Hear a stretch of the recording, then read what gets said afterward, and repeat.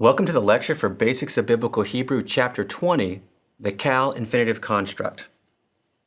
In this lecture, we will cover the form of the Cal Infinitive Construct for both strong and weak verbs, the form of the infinitive construct with inseparable prepositions and pronominal suffixes, the negation of the infinitive construct, and the 5 basic uses of the infinitive construct in biblical or classical Hebrew. Let's begin with some of the basics about the Cal infinitive construct. First, the infinitive construct is a verbal noun having features in common with both verbs and nouns. Second, the infinitive construct can function much like the English infinitive, translated with to plus a verb, as in to study or to learn. Finally, the infinitive construct is not inflected for person, gender, or number. There is, therefore, only one form to memorize. Let me repeat that. The infinitive construct is not inflected for person, gender, or number, so there's only one form to memorize, and that for us is good news. We are really coming to the end of our hard paradigm memorization for Cal strong verbs. There is one form to memorize in this chapter. What is that form? The form of the Cal infinitive construct appears in the bottom left corner of your screen. It is katol, vocal schwa under the first root letter, holum stem vowel. You should note that the basic form of the Cal infinitive construct is identical to the Cal imperative 2ms, but you should not have any trouble distinguishing between the forms. Here are some important contextual clues that will help you to distinguish between the infinitive construct and the imperative in context. Here's how you tell the difference. The imperative is a verb that occurs primarily in speech and at the beginning of the clause in which it appears. The infinitive construct is not like that. The position of the infinitive construct is variable and appears as the object of a preposition at a rate of 91%. That means when you see an infinitive construct in the Hebrew Bible, 91% of the time, that infinitive construct is going to be the object of a preposition. The imperative verb will never ever appear as the object of a preposition. Finally, the vowel pattern for the Cal infinitive construct is consistent for all strong verbs and even for most weak verbs.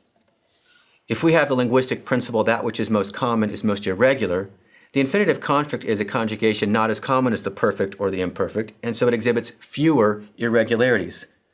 Let's look at a comparison of the imperative and infinitive construct, strong and weak verbs.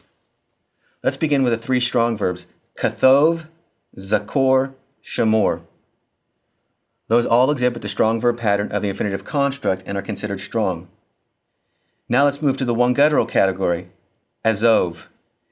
Here you're going to see that there's a hatef pathic under the guttural and first root position, but you already know that gutturals cannot take vocal schwas, and therefore they take the hatef pathic. The same is true for the one aleph verb, amor.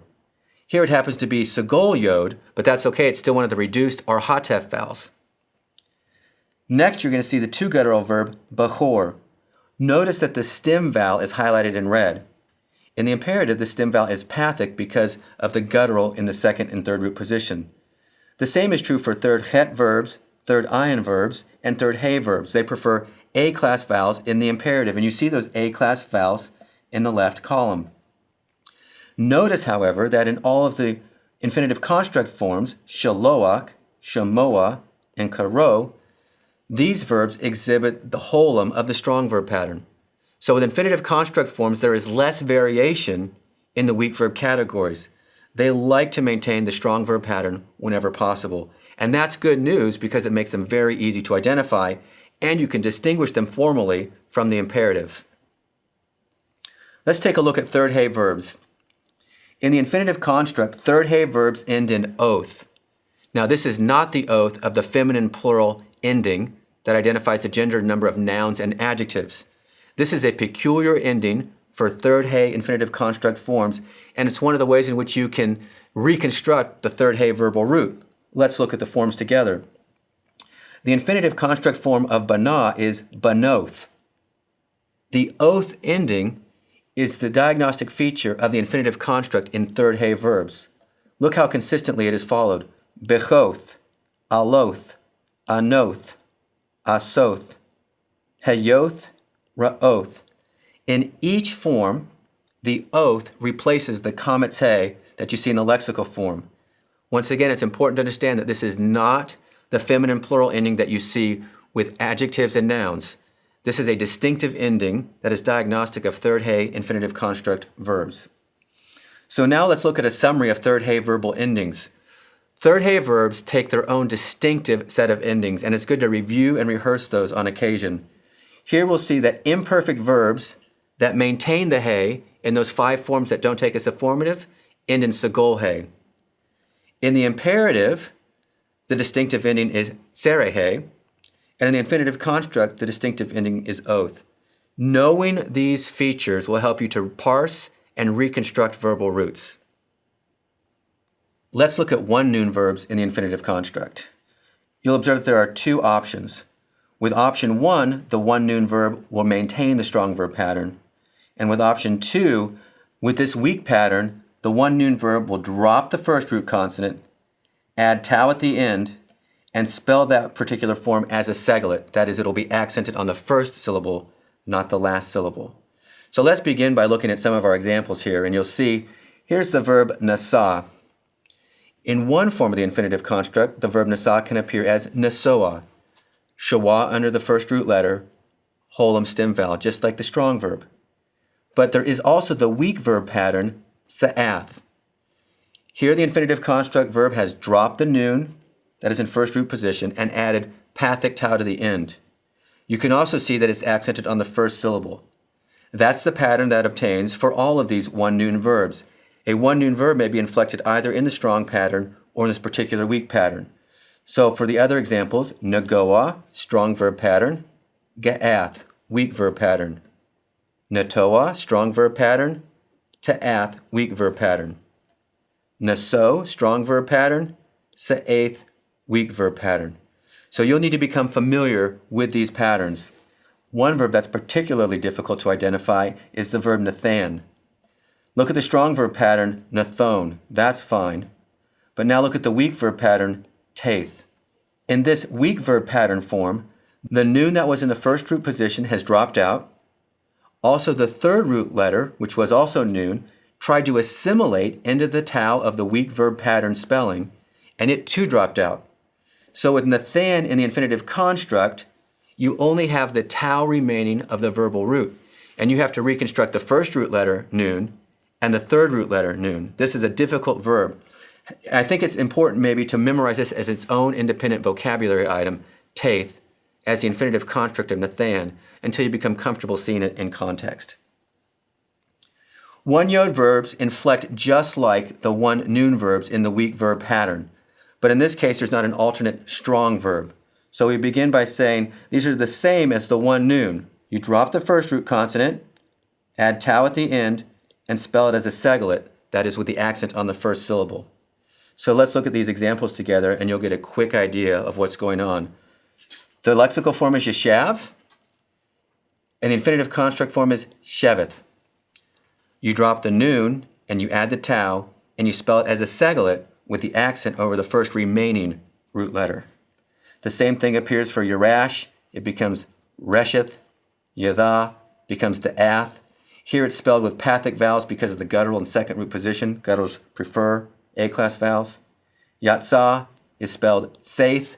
We've dropped the yod, we've added the tau, and that E-class vowel is the result of the fact that the aleph is quiescent, and so it provokes a long vowel there.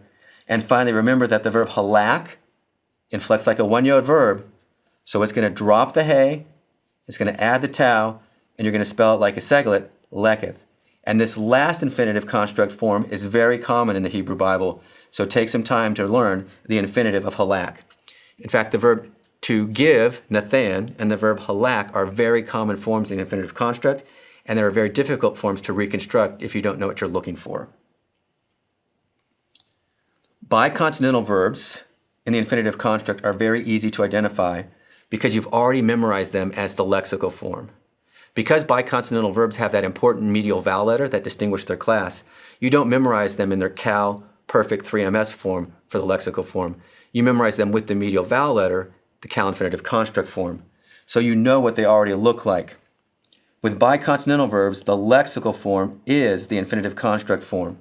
And so when we come over to the right here and we look at these forms, we see that the lexical form shuv is the infinitive construct form shuv. The lexical form muth is the infinitive construct form muth. So now you understand that this particular form that you've been memorizing is the infinitive construct. The tricky thing is that the imperative 2ms and the infinitive construct form are identical, but you already know that these forms that are infinitive construct will normally appear as the object of a preposition. The infinitive construct verb, like the other verbs we've studied, the cal, perfect, imperfect, and imperative, can also take pronominal suffixes. There are two important items that you need to know about the infinitive construct when it takes a pronominal suffix. The first has to do with the spelling of the infinitive construct form. With the strong verb, you have a vocal schwa under the first root letter and a holum stem vowel. When that verb takes a pronominal suffix, the spelling changes to kametz hatuf under the first root letter, the short O class vowel, followed by a silent schwa. This is the same spelling that you saw with the imperative 2ms that takes a pronominal suffix. So first you've got to memorize that the vowels change when the infinitive construct takes a pronominal suffix. Secondly, you need to understand that pronominal suffixes with the infinitive construct function as the subject or the object of the verbal idea. Now let me just restate that. When an infinitive construct verb takes a pronominal suffix, it can function either as the subject or as the object of the verbal idea, and this is something that's new for you. You know that pronominal suffixes on nouns, prepositions, the definite direct object marker, or most verbs function either with nouns as a possessive pronoun or with prepositions, the definite direct object marker, and verbs as the object of those items. Never before have you seen a pronominal suffix function as the subject of a verbal idea. This is the only case in which a pronominal suffix will function as the subject of a verbal idea. So let's look at the infinitive construct with the full range of pronominal suffixes and get a sense of how these things might be translated either as the subject or as the object of the verbal idea. We begin with the infinitive construct and the 3ms pronominal suffix kot lo. Observe that this can be translated either as he killed, where the suffix is the subject of the verb, or something like to kill him, where the suffix is the object of the verb. Let's look at one more example. In our next example, we have it appearing with a 3fs pronominal suffix, kot la. This can be translated either as she killed, where the suffix is the subject of the verbal idea, or as to kill her, where the suffix is the object of the verbal idea. Now, in each instance, you'll need to work with context to know whether or not the suffix is functioning as the subject or the object of the verbal idea. And in most cases, it's very clear. It'll just take a little bit of time. For now, it's important that you know your options. First, know how the infinitive construct is vocalized with the infinitive construct, the vowel change with the kametz hatuf. And then second, know your options. It can be either subjective or objective. In addition to pronominal suffixes, the infinitive construct may also appear with prepositional prefixes. Now, we've already observed that the infinitive construct appears as the object of a preposition 91% of the time. With inseparable prepositions, they appear 84% of the time. In other words, 84% of all infinitive construct forms in the Hebrew Bible appear with one of the inseparable prepositions prefixed to it. This makes identification of the infinitive construct easy. Let's look at our example now in the upper right-hand corner of the screen, kashom o. We're going to translate this as when he hears. This is the cal infinitive construct from the verb shin mim ayin with the preposition kaf, which is translated temporally here, when, and the 3ms suffix, which is translated as the subject of the verbal idea. And so sometimes it's a little bit tricky to know how this is all working. We're going to translate the preposition first, when, the object second as the suffix he, and then the verb third, hears, when he hears. Now we'll detail that more when we talk about the uses of the infinitive construct, but what you'll see is that the infinitive construct loves to take prepositional prefixes and pronominal suffixes. It loves to construct things to it. That will be distinctive in its form because when we cover the infinitive absolute in the next chapter, it'll be the exact opposite. It won't let anything attach to it, either as a prefix or a suffix.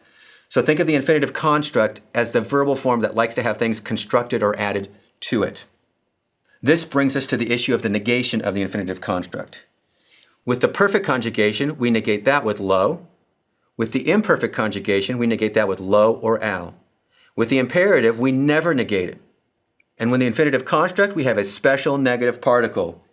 The first form is bilti, and the second form is lavilti. The second form simply has the lamed prepositional prefix attached to it, and it means the same thing. Remember that the infinitive construct loves prepositions, and so even the negative particle for the infinitive construct loves the preposition. In the example, lavilti katol, we're going to translate that as in order not to kill, or simply not to kill. Again, you'll see that in context and it will make sense, but that's a fairly distinctive negative particle, and it's unique to the infinitive construct. So when you're parsing an infinitive construct verb, you've got to be careful to get all of the parts and pieces in order. But remember, there's no person, gender, or number with the verb. In fact, each year when I teach Hebrew, I always have students trying to give me the person, gender, and number of the infinitive construct because they're trained to do it with the perfect, the imperfect, and the imperative. Remember this important fact. The infinitive construct does not have person, gender, or number by itself. Therefore, when parsing the infinitive construct, you will need to identify the stem and the conjugation, but not the person, gender, or number. Remember that. Additionally, you must identify all prefixes and suffixes. Everything you see attached to that verb, make sure that you tell me about it. So let's look at our first example. Benoth. That's the Cal infinitive construct from bana. Now, just by way of reminder, I knew that this was a third hey verb because of the distinctive oath ending that is diagnostic of third hey verbs in the infinitive construct. Let's look at our second example. Kashom o. Again, just to emphasize the fact that that vowel under the shin is a kamatatuf because it appears in a closed, unaccented syllable. This is a Cal infinitive construct from shema, shin, mim, ayin, but notice that I've also identified the fact that it appears with the kaf preposition and the 3ms pronominal suffix, and you can see those in the form itself. Here's the kaf prepositional prefix and the 3ms pronominal suffix. You must make sure that you identify all of the parts of the verb that appear with the verb. Having covered the basic form of the Cal infinitive construct and the fact that it can take prepositional prefixes and pronominal suffixes, and we know how to parse it, we know also how the strong and the weak verbs are spelled. Let's talk about briefly the 5 uses of the infinitive construct in Hebrew. The 5 uses. We'll begin with use number 1, which is for purpose, intention, or result. When prefixed with the preposition lamed, the infinitive construct may denote purpose, intention, or result, and we'll use the keywords in order to when we're translating if necessary. So let's look at our example and we'll see how that works. Here we have, and Yahweh or the Lord has not given to you a heart in order to know. Notice how I'm using the keyword in order to with this infinitive construct. Or eyes in order to see, or ears in order to hear until this day. Here we see 3 infinitive construct verbs used to describe the purpose which Yahweh has not given, in this instance, hearts in order to know something, eyes in order to see something, or ears in order to hear something. So this is the first use, purpose, intention, or result. The second use is the inceptive use.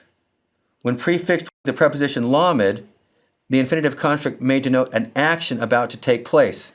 That's the inceptive type of action, an action about to take place. And we can use the keyword about to. Consider this example.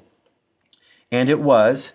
Here we begin with a temporal modifier, and it's not uncommon for the infinitive construct to appear with a temporal modifier and give us a sense of the tense of the verb that's intended, the time here. And this is the past tense temporal modifier. The sun was about to set. This use of the infinitive construct is inceptive. It's telling us that the sun was about to do something. And so we use the keyword about to when translating the infinitive construct. The third use of the infinitive construct is the verbal noun.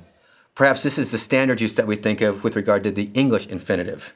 The infinitive construct may function as a verbal noun, often as the subject or the object of a verbless clause. This is a little bit of a trickier use in Hebrew. Let's begin with a literal translation and then we'll smooth it out later. Good to take refuge in Yahweh from trusting in the man. Here we have 2 infinitive construct expressions. To take refuge in the Lord is the subject of the verbless clause, and good is the predicate adjective. So to take refuge in the Lord, or to take refuge in Yahweh, is good. From trusting in man is the second infinitive construct phrase, and the infinitive construct batoach appears with the min preposition prefixed to it. This is the comparative use of min, and we're going to translate it as better than trusting in man. So we smooth out this translation as to take refuge in Yahweh is better than trusting in man. And this is an example of the verbal noun use of the infinitive construct. Use number 4 is complementary. With the complementary use, the infinitive construct is used to explain or clarify a preceding action. Look at the example below with me. And the people or children of Israel shall observe the Sabbath by doing the Sabbath throughout their generations as an eternal covenant. Here, the infinitive construct highlighted in red is explaining how the children of Israel will keep the Sabbath by doing the Sabbath. So it complements the main verb by explaining how that verb will be carried out. This is the complementary use of the infinitive construct. The fifth and final use of the infinitive construct is the temporal use. When prefixed with the prepositions bait or kaf, the infinitive construct may be used in a temporal clause, translated with the key words when or while. This is a fairly common use of the infinitive construct. With the temporal use of the infinitive construct, you generally leave the temporal modifier untranslated. So we'll begin this way. When Israel dwelt in that land. Observe that we're translating the preposition bait here as when or while. That's because it appears with the infinitive construct, and it's only in that instance that we'll translate the bait prepositional prefix as when or while. Also, Israel is functioning as the subject of the verbal idea, and so we're translating that as the subject of the verb. Additionally, we're translating shakon, the infinitive construct, with a simple past tense, dwelt. The reason for that is because the temporal modifier, he, tells us this is a past tense time. If the temporal modifier were wahaya, we would translate it something like when Israel dwells in the land. So watch for that temporal modifier, and it will give you a clue as to the intended tense or time of the verbal action. So before you move on, what must you know or do? First, memorize the basic form of the infinitive construct. Remember, there's only one basic form to memorize. It's got the vocal schwa and the holum stem vowel. Second, memorize the form of the infinitive construct when it takes a pronominal suffix, kametz hatuf, followed by silent schwa. Third, memorize the weak verb spelling patterns for third hey verbs, they end in oath. One nun and one yod verbs, they may drop the first root letter and add tau and spell them like a seglet, and biconsonantal verbs in the infinitive construct. Memorize the forms of the negative particle with the infinitive construct, bilti or levilti, and then memorize the 5 uses of the infinitive construct and a brief definition of each. This brings our lecture for Chapter 20, the Cal infinitive construct, to a conclusion. Remember, there's one form. That form can take prepositional prefixes or pronominal suffixes, and there are 5 uses. Once you master those items, you're ready to move on to the next chapter.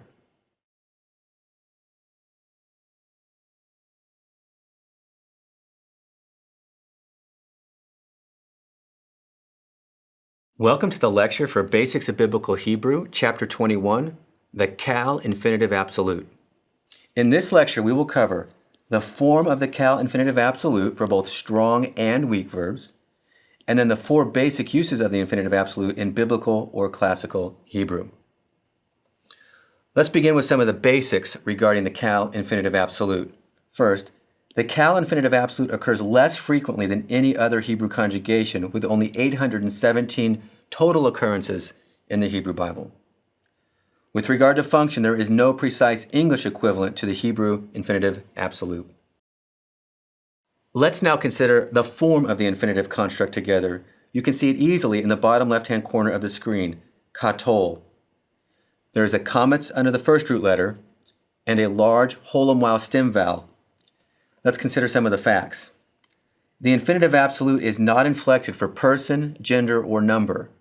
There is, therefore, only one form to memorize. Like the infinitive construct, there's a single form. And so we don't have to memorize a lengthy paradigm, just this one form. And so it's easy to do, but memorize it carefully and clearly.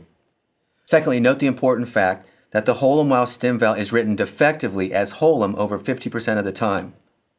Now, in other stems, we're going to see that holum wow stem vowel appear, so we want to keep the holum wow there, but you need to know that it can be written defectively, holum wow for holum. And this is something that you learned back in Chapter 2, so it shouldn't give you any trouble at all. Next, it's important to understand that the infinitive absolute does not occur with prepositional prefixes or pronominal suffixes. It'll always be by itself, and in that way it's very different from the infinitive construct. It will never take a prefix of any sort or a suffix of any sort. Finally, the vowel pattern of the strong verb also occurs in most weak verb types. This reality was also true for the infinitive construct. However, you're going to see that the strong verb pattern is followed even more rigorously with the infinitive absolute.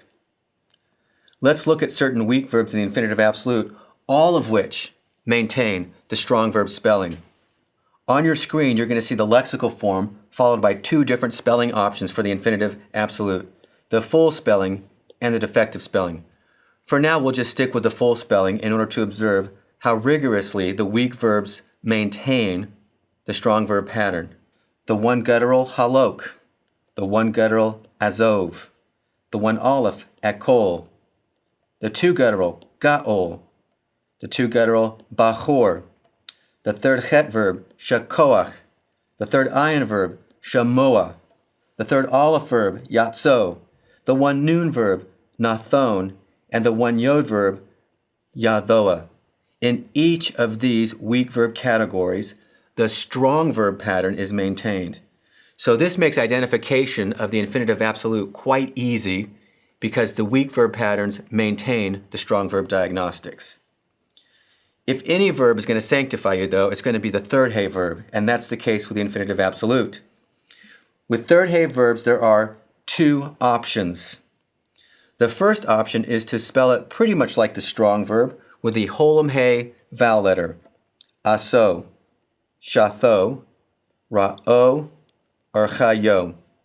But we can also find this third hey verb spelled with a holum wow vowel letter and no hey, aso, shatho, ra'o, chayo. In each case, they're pronounced the same way and they have the same value. One, however, those forms on the left, have a holum hey at the end. The others have the holum wow. Those forms with the holum hey will be easy to identify, and you'll be able to recognize them as third hey verbs. The forms that end in holum wow will be a little bit tougher to identify. You may think of it as a 3ms pronominal suffix, and you may not immediately recognize it as a third hey verb. So pay special attention to this verb.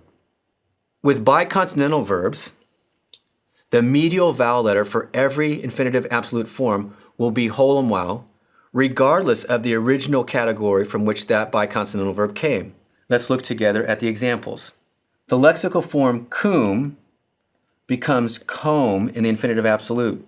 The shurik shifts to holum wow in the infinitive absolute. Seam, the I-class biconsonantal, becomes som. Bo, because it's already an O-class holum wow biconsonantal, maintains itself as bo. And muth, of course, will become moth, because it will become holum wow in the infinitive construct.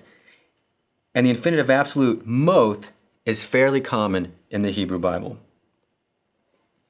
When parsing the infinitive absolute, you will need to identify the stem and the conjugation, but not the person, gender, or number, and then the verbal root or the lexical form. So let's look at our two examples together. In the first instance, we have halok, the kal infinitive absolute from halak, hey, lamed, kaf. Once again, with the infinitive absolute forms, you will never have a prepositional prefix or a pronominal suffix. The next form, moth, kal infinitive absolute from muth, the biconsonantal mem, shurik, tau. Very easy form to identify, easy form to parse. We're now ready to look at the four uses of the infinitive absolute in the Hebrew Bible. Use number one is the emphatic or adverbial use of the infinitive absolute. The infinitive absolute may precede or follow a perfect or imperfect verbal form of the same verbal root in order to highlight the verbal meaning. This is perhaps the most common use of the infinitive absolute in the Hebrew Bible. Let's look together at our example. In this case, we're going to have two infinitive absolute verbs highlighted in red, preceding another verb of the same verbal root. So we begin with Yadhoah Teidah. Notice how the infinitive absolute appears before a cal imperfect 2ms verb, and they're both from the same verbal root, Yod, Dalet, Ayin, the verb to know. When the infinitive absolute occurs with a verb of the same verbal root, you know it's going to be the emphatic or adverbial use. And we'll translate this use as something like surely or for certain or indeed. So we'll begin with you will know for certain, or you will surely know that you will surely die. Again, in the second instance, you'll see the cal infinitive absolute followed by another imperfect 2ms verb of the same verbal root, muth. When you see these verbs used together like this, it's the emphatic or adverbial use of the infinitive absolute. And we're going to use the keywords like surely, indeed, or for certain in our translation. Know for certain that you will surely die. This is highlighting the action of the verb by adding another verb of the same verbal root, the infinitive absolute. That's the first use of the infinitive absolute in the Hebrew Bible. The second use is the imperatival use. The infinitive absolute can stand by itself and function as an imperative. This is an interesting use of the infinitive absolute. Consider the example. Zakor eth hayom hazeh. Remember this day. In this case, the infinitive absolute verb is functioning as an imperative. That's perhaps the second most common use of the infinitive absolute in the Hebrew Bible. The imperatival use, when the infinitive absolute functions as an imperative verb. The third use of the infinitive absolute is simultaneous. Two infinitive absolutes may be used together with a perfect or imperfect verb to express two verbal actions occurring at the same time. Because there are two verbal actions occurring at the same time, we're calling that the simultaneous use of the infinitive absolute. Let's look at our example. Wayelek, and he walked. Halok wa'akol, walking and eating. That would be the literal translation. And he walked, walking and eating. Or more idiomatically, we would render it something like, and he walked, eating as he went. With this use of the infinitive absolute, we're describing two actions occurring at the same time, and this is called the simultaneous use. That's the third use of the infinitive absolute. Our fourth use of the infinitive absolute is complementary. An infinitive absolute may complement the main verb of a sentence and carry the temporal value of that main verb. We call it complementary because it is complementing or completing the action of the main verb. Let's look at our example together. Dying, you will die. Now, this is the infinitive absolute moth used with an imperfect verb of the same verbal root. Dying, you will die. Or, the man shall surely be put to death. This is the emphatic or adverbial use of the infinitive absolute. Stoning him with stones, all of the congregation. With this second infinitive absolute form, the infinitive absolute is telling us or completing the idea of how the man will die. Dying he will die, or the man shall surely be put to death, by stoning him with stones, all of the congregation. Now that's a very literal and wooden translation, and below you'll see the more idiomatic translation. The man shall surely be put to death. That's the emphatic use of the infinitive absolute moth, highlighted in red. All of the congregation shall stone him with stones. Notice how the infinitive absolute is rendered just like the main imperfect verb that it complements. Shall stone him. This use of the infinitive absolute complements the main verb in the preceding clause. So before you move on from this chapter, what must you know or do? First, memorize the basic form of the infinitive absolute, including the defectively spelled form that is more common in the cal stem. Second, memorize the weak verb spelling features for third hay and biconsonantal verbs in the infinitive absolute. Those are the only two weak verbs that need special attention with the infinitive absolute. Finally, memorize the four uses of the infinitive absolute. So this chapter is pretty easy and straightforward. There's one form of the infinitive absolute, that may be spelled defectively, and 4 uses. The main use is the emphatic or adverbial use followed by the imperatival use, but it is important that you learn all 4 uses. This brings to a conclusion our lecture for Basics of Biblical Hebrew, Chapter 21, the Cal Infinitive Absolute.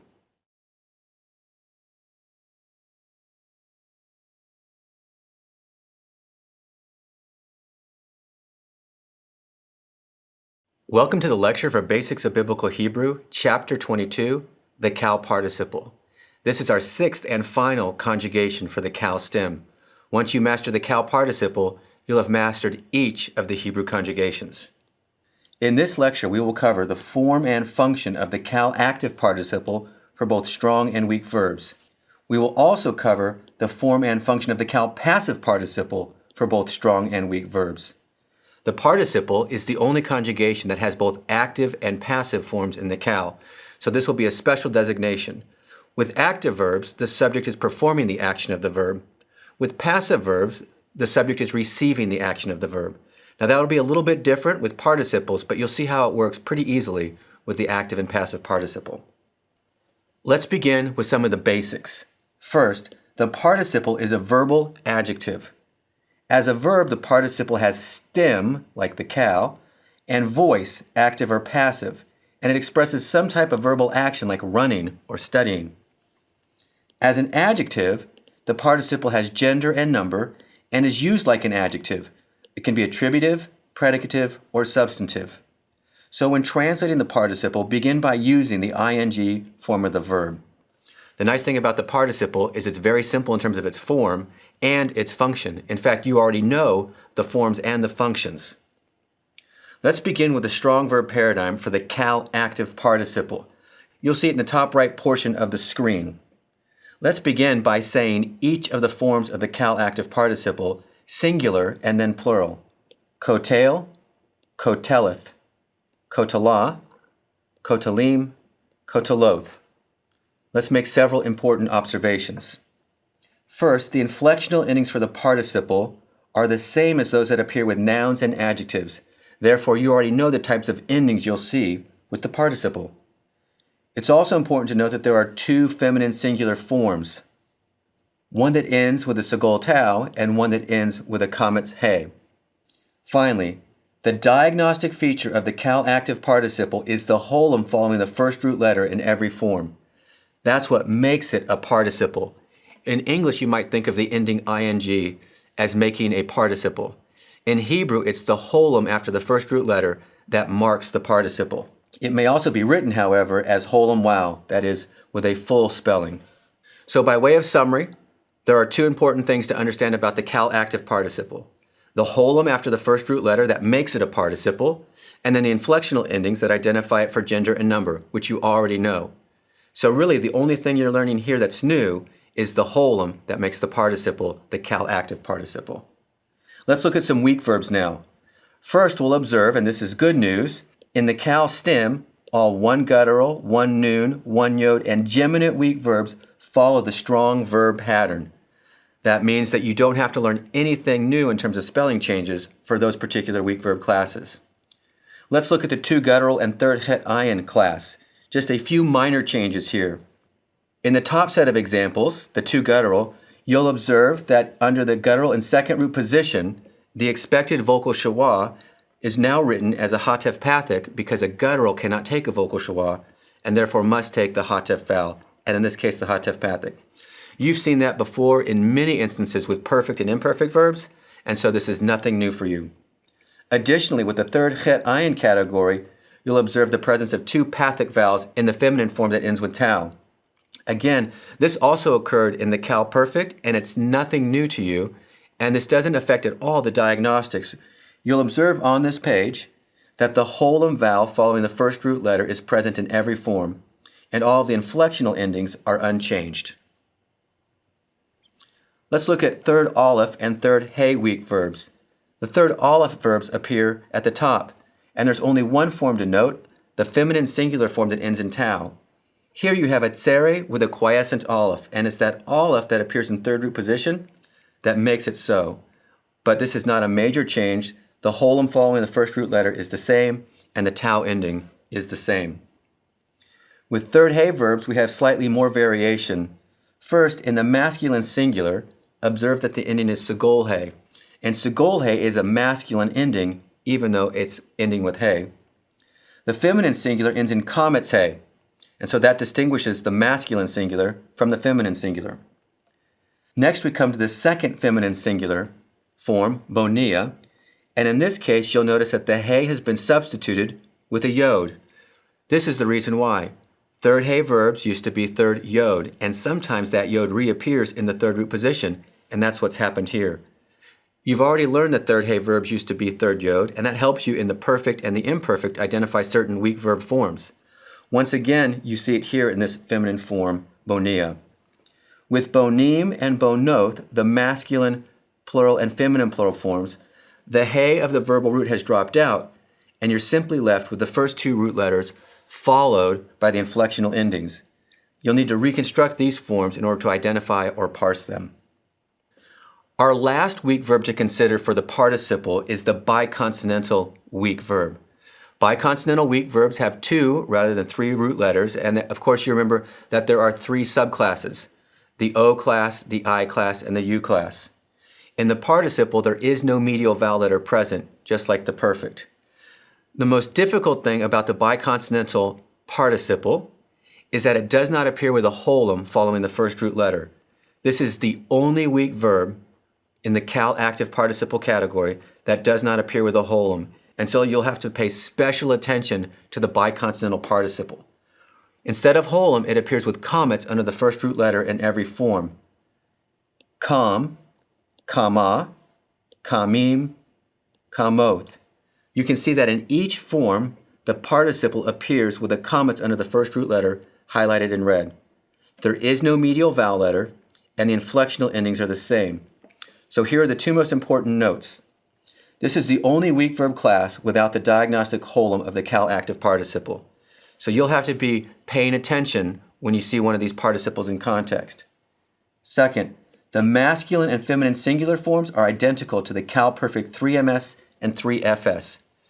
So with the masculine singular and the feminine singular, they're identical to the cal perfect 3ms and the cal perfect 3fs. You'll have to make a decision in context when you see those verbs, but normally it's clear. How do you parse participles? When parsing the cal active participle, you will need to identify the stem, voice, conjugation, gender, number, and verbal root or lexical form. This is the only conjugation, the cal participle, where you will need to specifically identify the voice of the verb as either active or passive. So that's the one new feature that we're going to see here. Let's look at our two examples together. Okla. This is the cal active participle, feminine singular, from Aleph, Kaf, Lamed. Notice that between the stem cal and the conjugation participle, I have indicated that it is active in voice, the cal active participle. Our second example, shomer. First, notice that this participle is written with the full vowel, the holum wow. This form is the cal active participle, masculine singular, from shin, mem, resh. Notice once again that between the stem cal and the conjugation participle, I have indicated that this participle is active in voice. The reason for that is because cal passive participles also exist, and we need to distinguish in our parsing between the active and the passive in the cal stem.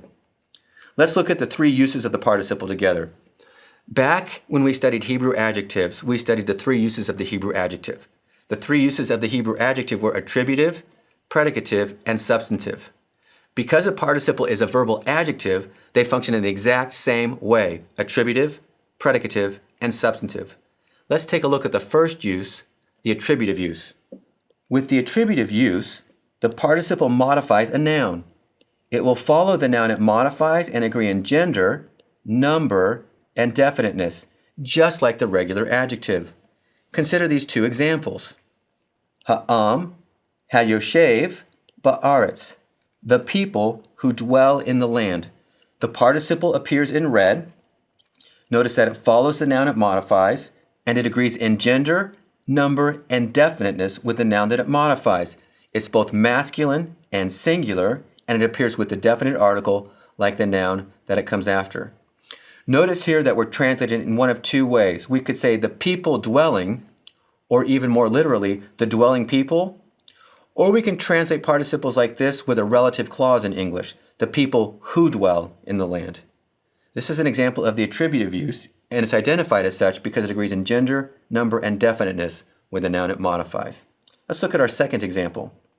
Yahweh, Eloheka, Eish, Okala. Yahweh, our God, is a consuming fire. Notice that the participle highlighted in red follows the noun Eish that it modifies, fire. It agrees in gender, number, and definiteness.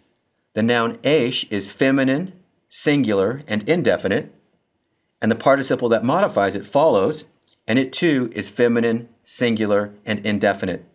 A consuming fire. This is the second example for the attributive use. So the attributive use of the participle is just like the attributive use of the adjective. It will follow the noun that it modifies and agree in gender, number, and definiteness. Let's look at the second use, the predicative use. With the predicative use, the participle asserts something about a noun. It may precede or follow the noun it modifies and agree in gender and number, but not in definiteness. And again, this is just like the predicative use of the adjective. So you know the grammar already. We're just going to see it working not with an adjective, but with a participle. Let's consider the first example together. Wahahar bo'er ba'esh. And the mountain was burning with fire. In this instance, the participle appears in red. It's the cal active participle masculine singular. It follows the noun that it's predicating something about, the mountain. Notice that the noun the mountain is both masculine and singular, but it's also definite. It appears with a definite article. In this case, the participle and the noun agree in gender and number, but not definiteness. And that helps us to understand that it's the predicative use of the participle. The second example reads this way. U Shemuel shokev b'hekal. And Samuel was lying down in the temple. Once again, the participle highlighted in red is masculine and singular and indefinite. And the noun that it's associated with, Shemuel, is the proper noun Samuel. So it is masculine and singular, but because it's a proper noun, it too is considered definite. For this reason, because the participle and the noun match in gender and number, but not definiteness, we're translating it predicatively with the form of the verb to be, was lying down. That's the predicative use of the participle. The third and final use of the cal active participle is the substantive use. A participle may be used independently as a noun, indicating the one who performs a certain action. In Hebrew, when a participle is used substantively, it behaves just like a noun. Let's look at our example below. Walo yishon shomer Yisrael. Here, the construct chain shomer Yisrael is functioning as the subject of the verb yishon. Who will not sleep? The one who keeps Israel will not sleep. Because the participle is functioning as the subject of the verb, it's functioning substantively, like a noun. For that reason, it's considered the substantive use of the participle. I've also included at the bottom of this page 3 different participles, shofet, kohen, and oyev. These are participles that are used so frequently in the substantive use that they've become nouns in vocabulary. That is, their substantive use is the more common use.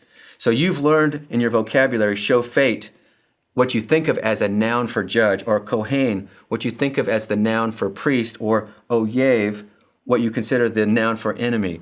These are actually participles used frequently as substantives. For that reason, they've just become frozen forms. So that's another kind of instance of the substantive use of the participle. It's a very common use in Hebrew. So this brings us to the conclusion of our study of the cal active participle. We have the 5 forms because we have 2 feminine forms, and the 3 uses, attributive, predicative, substantive. What makes the cal active participle a participle, remember this, is the holum vowel following the first root letter. The only time that that holum vowel will not appear there is with biconsonantal verbs. And the 3 uses of the participle are also already known to you, and so there's nothing new here to learn. Let's now then turn our attention to the cal passive participle.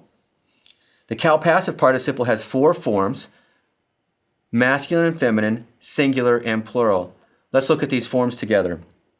Katul, katula, katulim, katuloth. Once again, katul, katula, katulim, katuloth. Here are some important things to observe about the kal passive participle paradigm.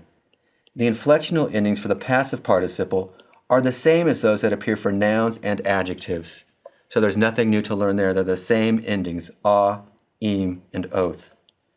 There's only one feminine singular form for the kal passive participle, and it's the form that ends with comets he. Finally, and most importantly, the single diagnostic feature of the kal passive participle is the Shurik stem vowel in every form. It may also be written defectively as kibbutz.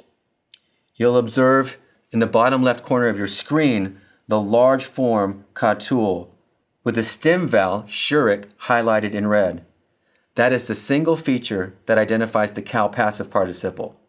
By way of review, with the kal active participle, it's holum following the first root letter. With the kal passive participle, it's Shurik between the second and third root letter or the stem vowel. Let's look at some weak verbs together to make sure we understand their forms. We'll begin with weak verbs that are strong in their formation, and this is good news for us. We like weak verbs that follow the strong verb pattern.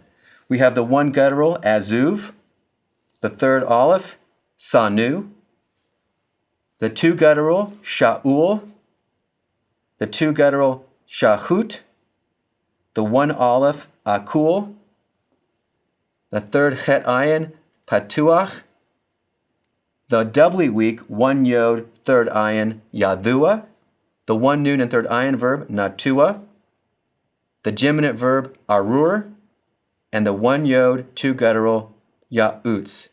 Regardless of the verbal root weaknesses in these forms, the strong verb diagnostics for the kal passive participle are maintained. Let's look at third hey verbs together. These can be a little trickier. Now, before we begin with third hey verbs, this is the most important thing to remember. Third hey verbs used to be third yod, and in many inflected forms of the verb, that original yod reappears. When it comes to the kal passive participle, that original yod reappears in every form. It maintains the strong verb diagnostic, shurik, between the second and third root letter, but now the third root letter is yod. Let's look at these forms together. Banui, banuya, banuyim, banuyoth. The only thing that's changed here is that instead of hey in every third root position, we see the yod. Here are two important notes. The diagnostic shurik stem vowel is maintained in all forms. So you know for sure that it's the kal passive participle because of the shurik. The presence of the yod in third root position is due to the fact that third hey verbs were originally third yod. So there's really nothing new to learn here. We're just applying what you know to a new situation. And that's reinforcing what you should know from the past in a different context. That's why we were so careful to go over those details in the previous weak verb chapters, because they continue to apply more and more. And that won't stop. As we get into the derived stems, all of the weak verb features that we've seen in the kal stem will apply once again. How do you parse a kal passive participle? Just like you do the kal active participle. When parsing the kal passive participle, you need to identify the stem, the voice, conjugation, gender, number, and verbal root or lexical form. Let's look at our examples together. Baruch. This is the kal passive participle, masculine singular, from beit, resh, kaf. Notice that I've indicated that it's passive, so between the stem and the conjugation, I'm telling you that it's active or passive when it comes to the participle in the kal stem. Our second example, arura. It's the kal passive participle, feminine singular, from aleph, resh, resh. Easy enough. The parsing of these verbs shouldn't give you any trouble. The one thing you need to memorize is that you have to indicate the voice of the verb when it comes to the kal participle. Let's consider together the three uses of the kal participle. And again, they're the same as the kal active participle. There's going to be the attributive, the predicative, and the substantive. First, attributive. With the attributive use, the participle modifies a noun. It will follow the noun it modifies and agree in gender, number, and definiteness. This is just like the adjective and just like the kal active participle. Let's look at our example together. Habarith, hakathuva, basefer, hatorah, hazeh. Translated, the covenant written or that was written in this book of the law.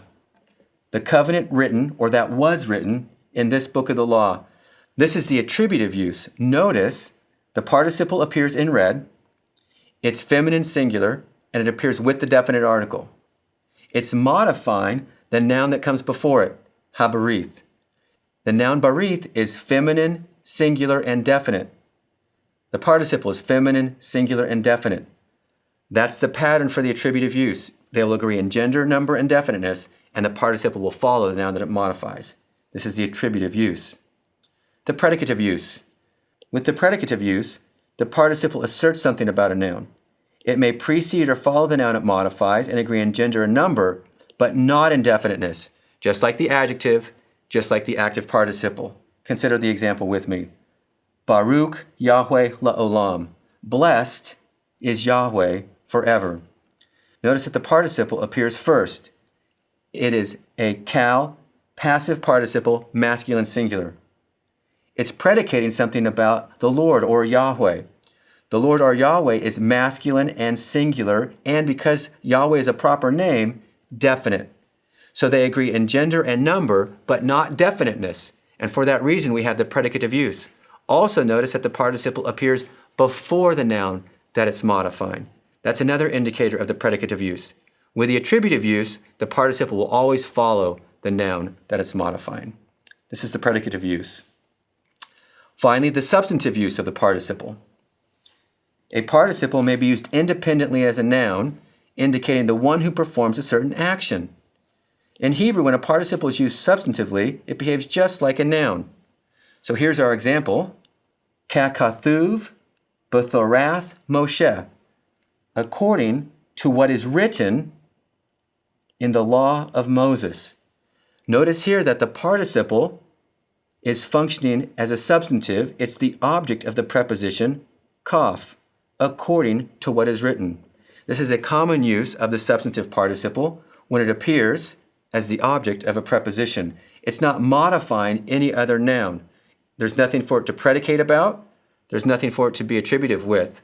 There's no noun for it to be associated with, and therefore we know that it is by itself substantive.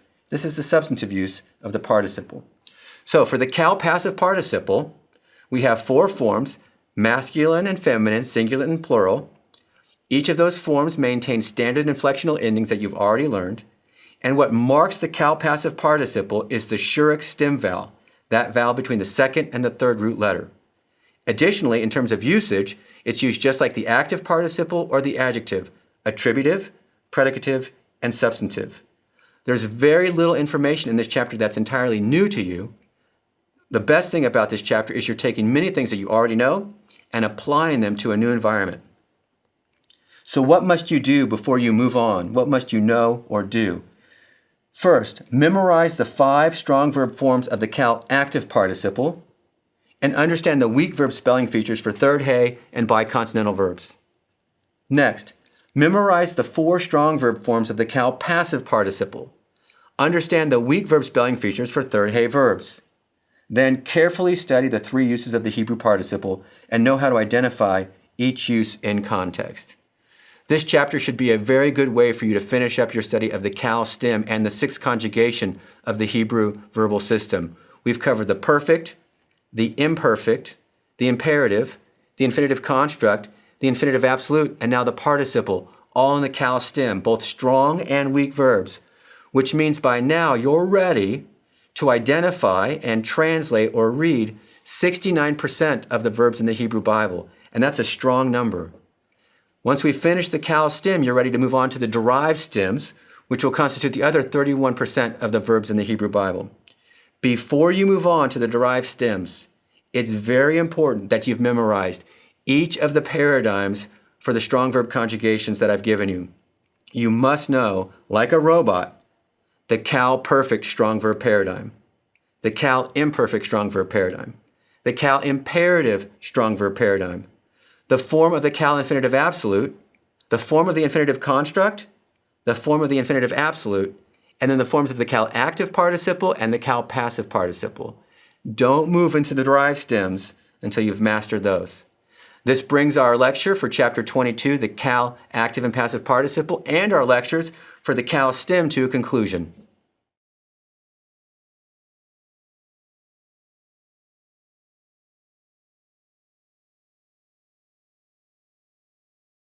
Welcome to the lecture for Basics of Biblical Hebrew, Chapter 23, Sentence Syntax.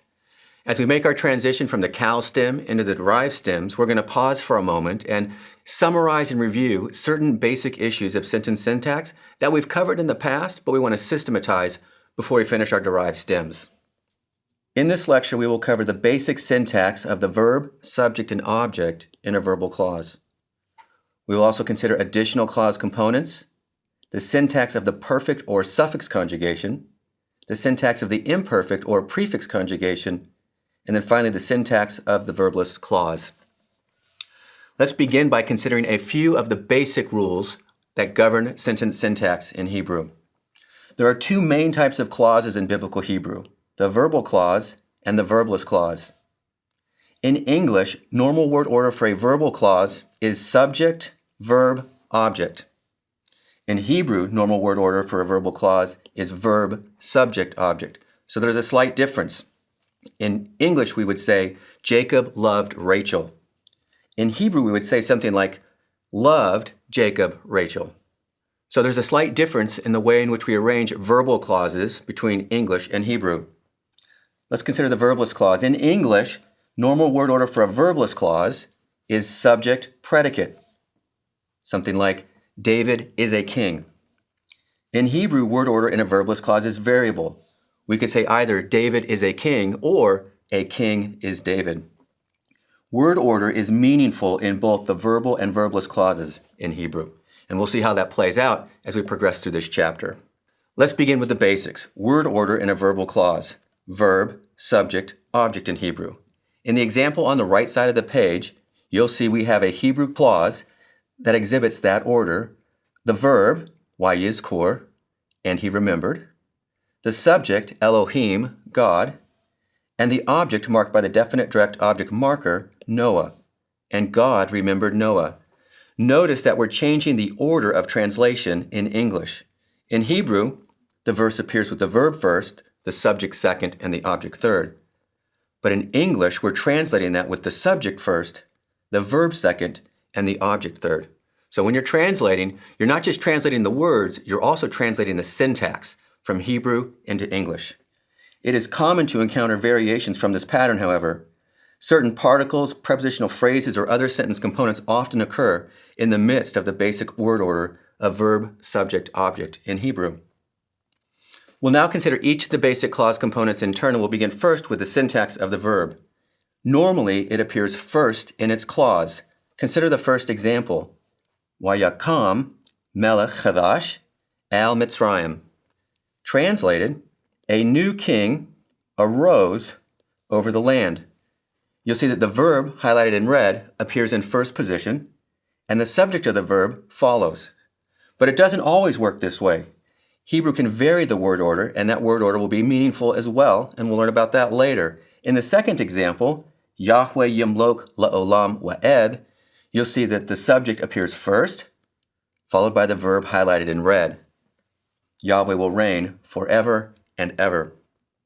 Let's consider the syntax of the subject briefly. Normally, the subject will follow the verb if one is specified.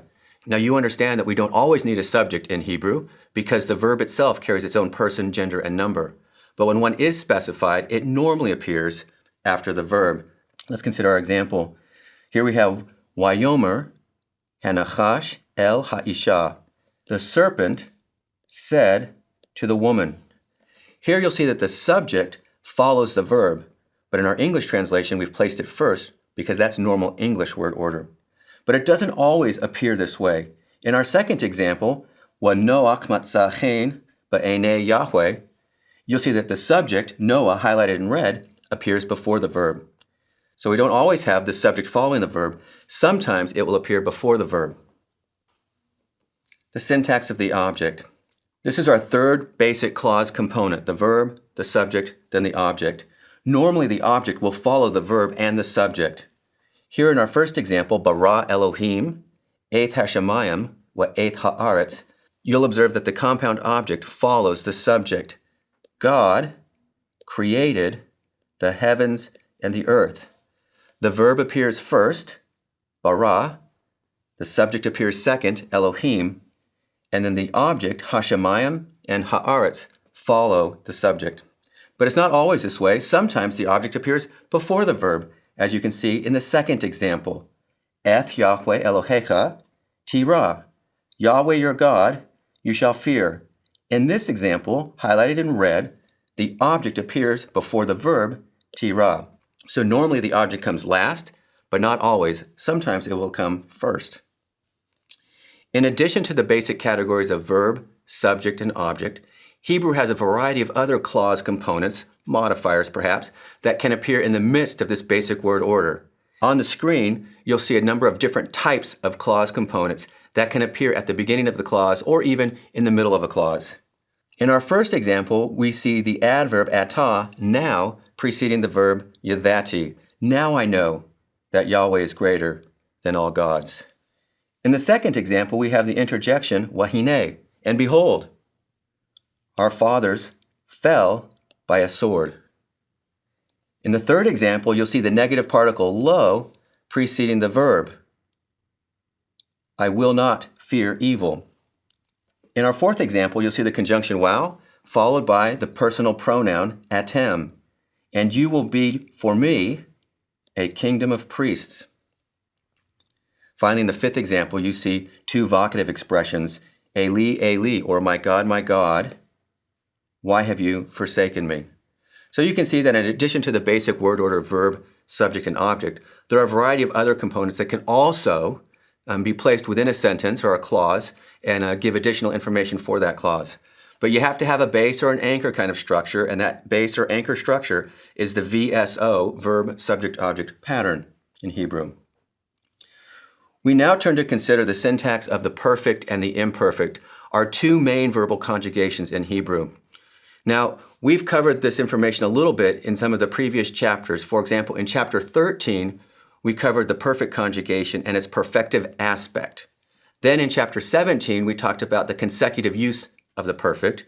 And then in chapter 18, we talked about how the perfect verb can sometimes appear with imperative verbs and function as an imperative verb.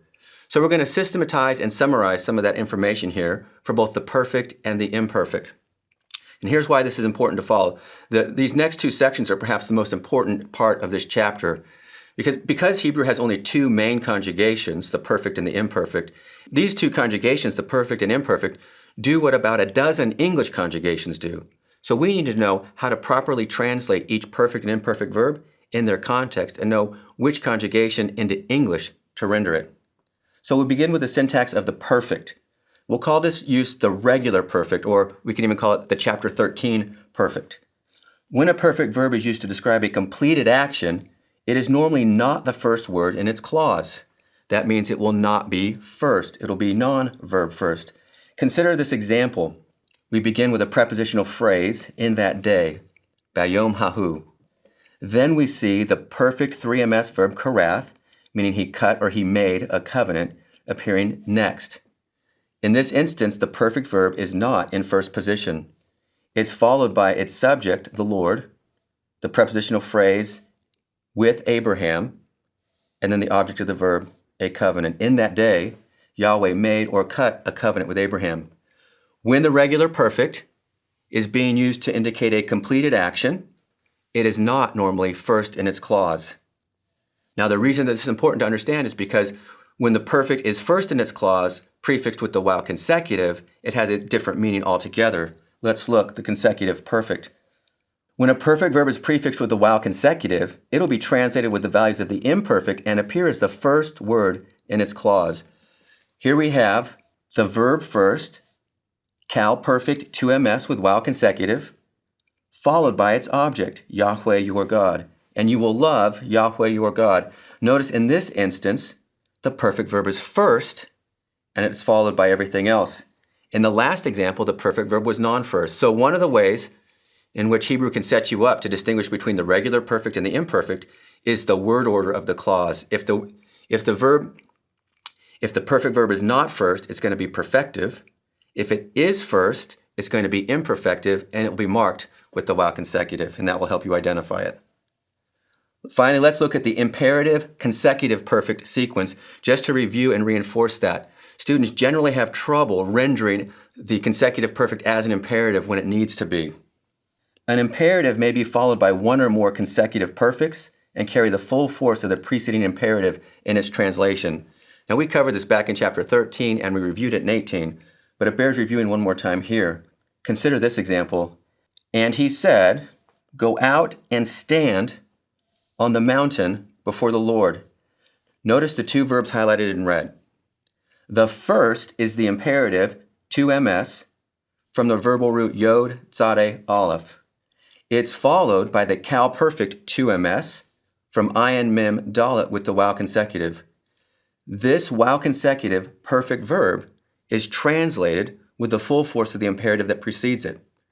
This imperative consecutive perfect sequence is common in the Hebrew Bible, and you must become familiar with seeing it. So there are three basic uses of the perfect conjugation that I want you to come away with from this chapter. The first is the regular perfect, then the consecutive perfect, and then this is the imperative consecutive perfect sequence, or you could say it's the imperative use of the consecutive perfect. We'll now move on to the syntax of the imperfect. With the imperfect, we'll have four main categories for meaning. We'll have the regular imperfect, the consecutive imperfect, the volitional imperfect, and then we'll end with the imperative imperfect sequence, just like we did with the perfect. Let's begin with the regular imperfect, or we can call this the chapter 15 imperfect, the one we studied back in chapter 15. The regular imperfect is used to express incomplete action and does not normally appear as the first word in its clause. So in our example, "The Lord will reign forever and ever," you can see that the subject appears before the verb in this instance. The verb is not first. When the imperfect verb is not first in its clause, it's normally the regular imperfect or the imperfective imperfect, describing an incomplete action. It's very important when it comes to the use of the imperfect in Hebrew that you watch for its position in the clause. Our second use of the imperfect is the consecutive imperfect. This is the use that we studied back in chapter 17. When an imperfect verb is prefixed with the while consecutive, it will normally be translated with the simple past tense in English, and it will appear as the first word in its clause. Look at the example, "Vayidaber Yahweh." Here we have the verb in first position, followed by the subject, "And Yahweh spoke to Moses in the wilderness of Sinai." Notice that the imperfect with the while consecutive appears first in its clause, and is translated as a simple past tense in English. So if the imperfect verb is not in first position, we're going to translate it imperfectively with something like the future tense in English. If the imperfect verb appears first in its clause and it's prefixed with the while consecutive, we're going to translate it as a simple past tense. The third use of the imperfect is the volitional imperfect, and this is a new category of meaning for you. The volitional imperfect is used to express a wish, request, or command. We'll use the key words let or may in our translation, and this use of the imperfect normally appears as the first word in its clause, but it will not have the while consecutive prefixed to it. Consider the following two examples with me.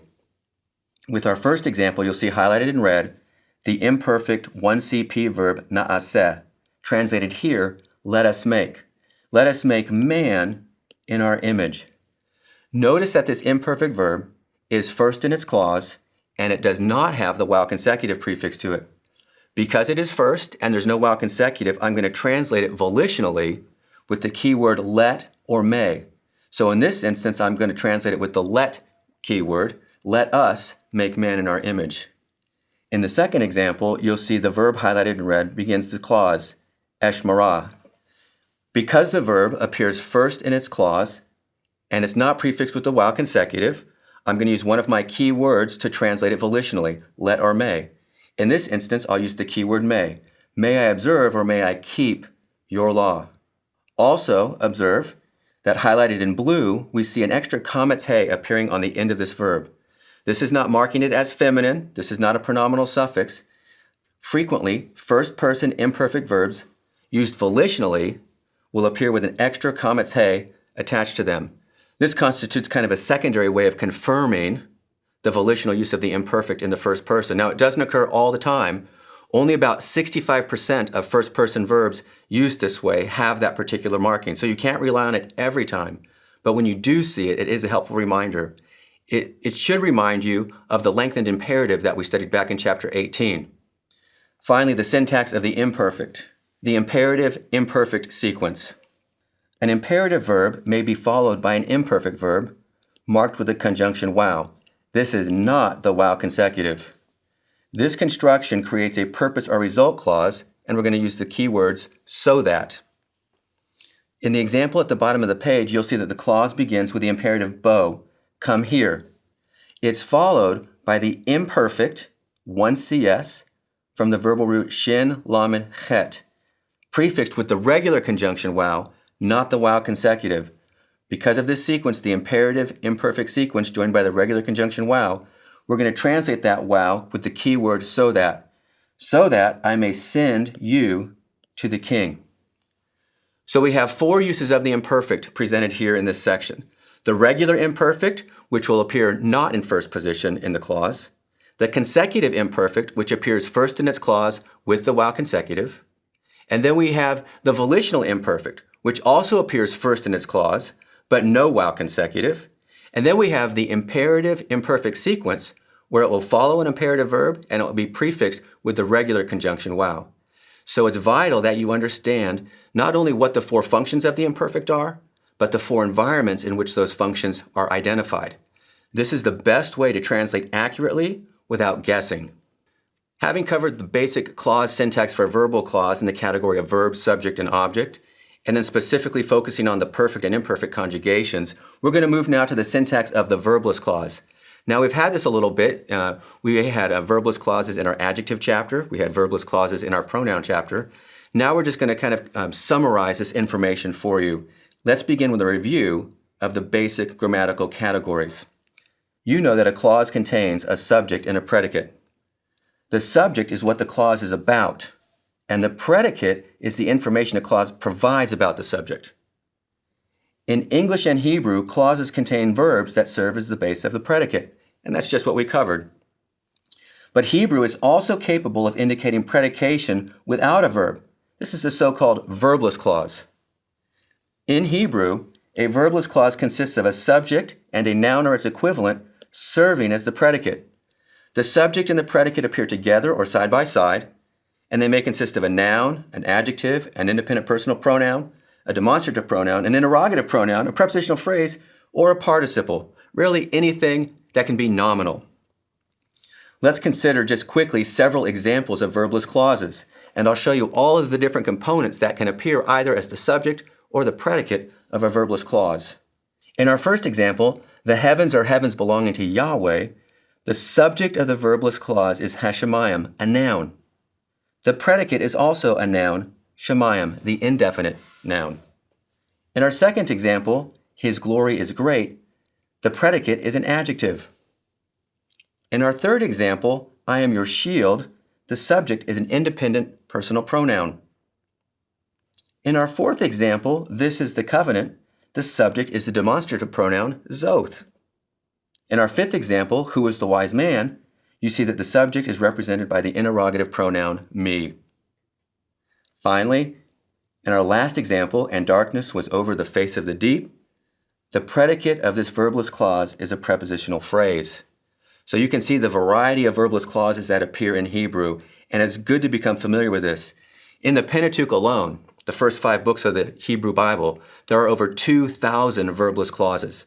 So you can't get around seeing these types of constructions whenever you're reading the Bible. So let's consider briefly word order in verbless clauses. Back in the introduction, we observed that word order in a verbless clause in Hebrew can be either subject-predicate or predicate-subject. But in English, our translations prefer to be subject-predicate when at all possible. Let's consider first the subject-predicate word order. If the word order is subject-predicate in Hebrew, it may be understood as a verbless clause of identification. That is, it will indicate who or what is the subject.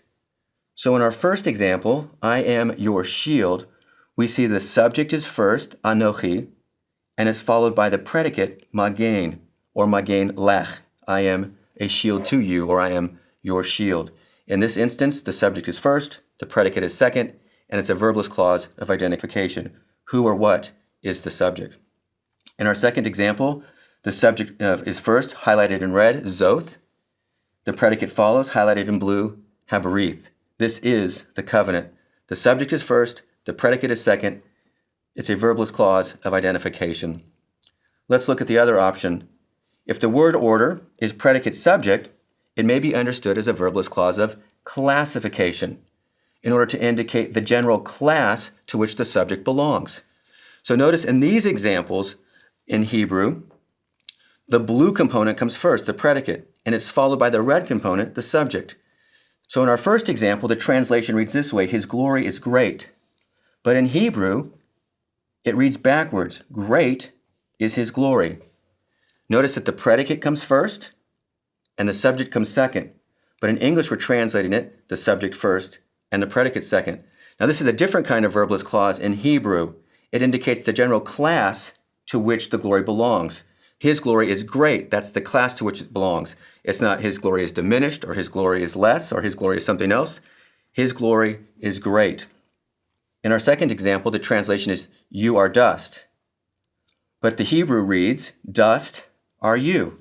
The predicate comes first, marked in blue. The subject comes second, marked in red. Notice that Hebrew can distinguish between verbless clauses of identification and verbless clauses of classification. But in English, all of those clauses get translated into the subject-predicate pattern.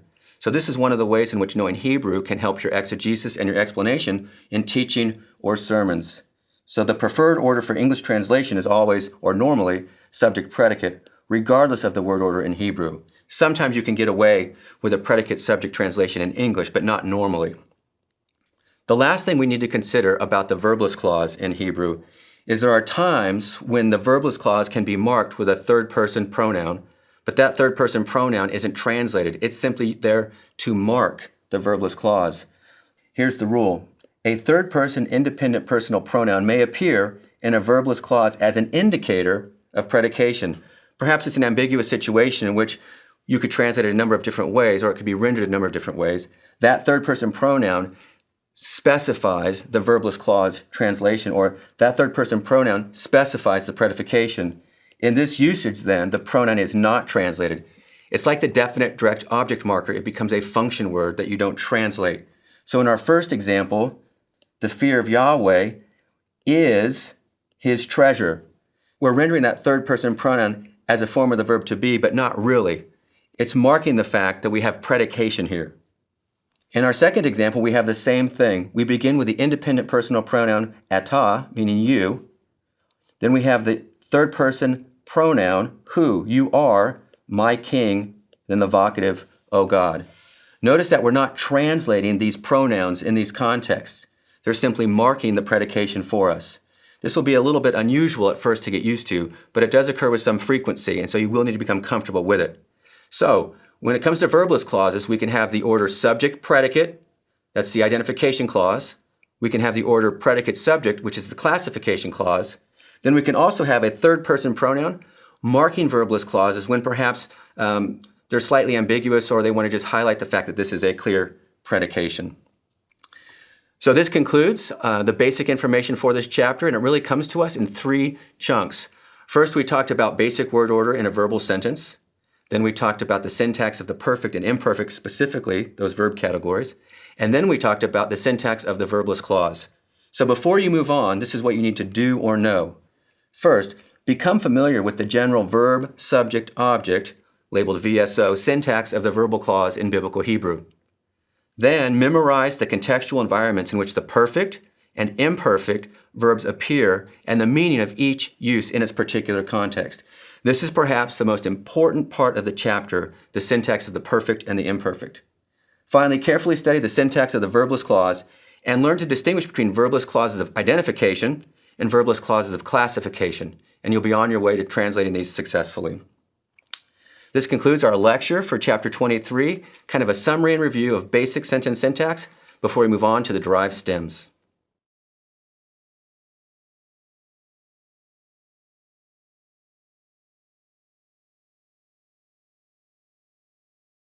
Welcome to the lecture for Basics of Biblical Hebrew, chapter 24, the nifal stem with strong verbs. Having covered the kal stem, we now move into the 6 basic or main derived stems, and we begin with the nifal. So in this lecture, we will cover the meaning of the nifal stem, the conjugations of the nifal stem, and the nifal stem diagnostics. Just by way of review, we studied back in chapter 12 the 7 basic stems in Biblical Hebrew. They are the kal, the nifal, the hifil, the hofal, the piel, the pual, and the hithpael. In these next 2 chapters, chapters 24 and 25, we'll be covering the nifal, strong verbs, and then weak verbs. Again, by way of review, back in chapter 12, we indicated that the verbal stem encodes 2 different types of information: the type of verbal action, simple, causative, intensive, and verbal voice, active, passive, or reflexive. In this chapter with the nifal, we're still in the category of simple action, but we will consider the passive voice and the reflexive voice and some other meanings with the nifal stem.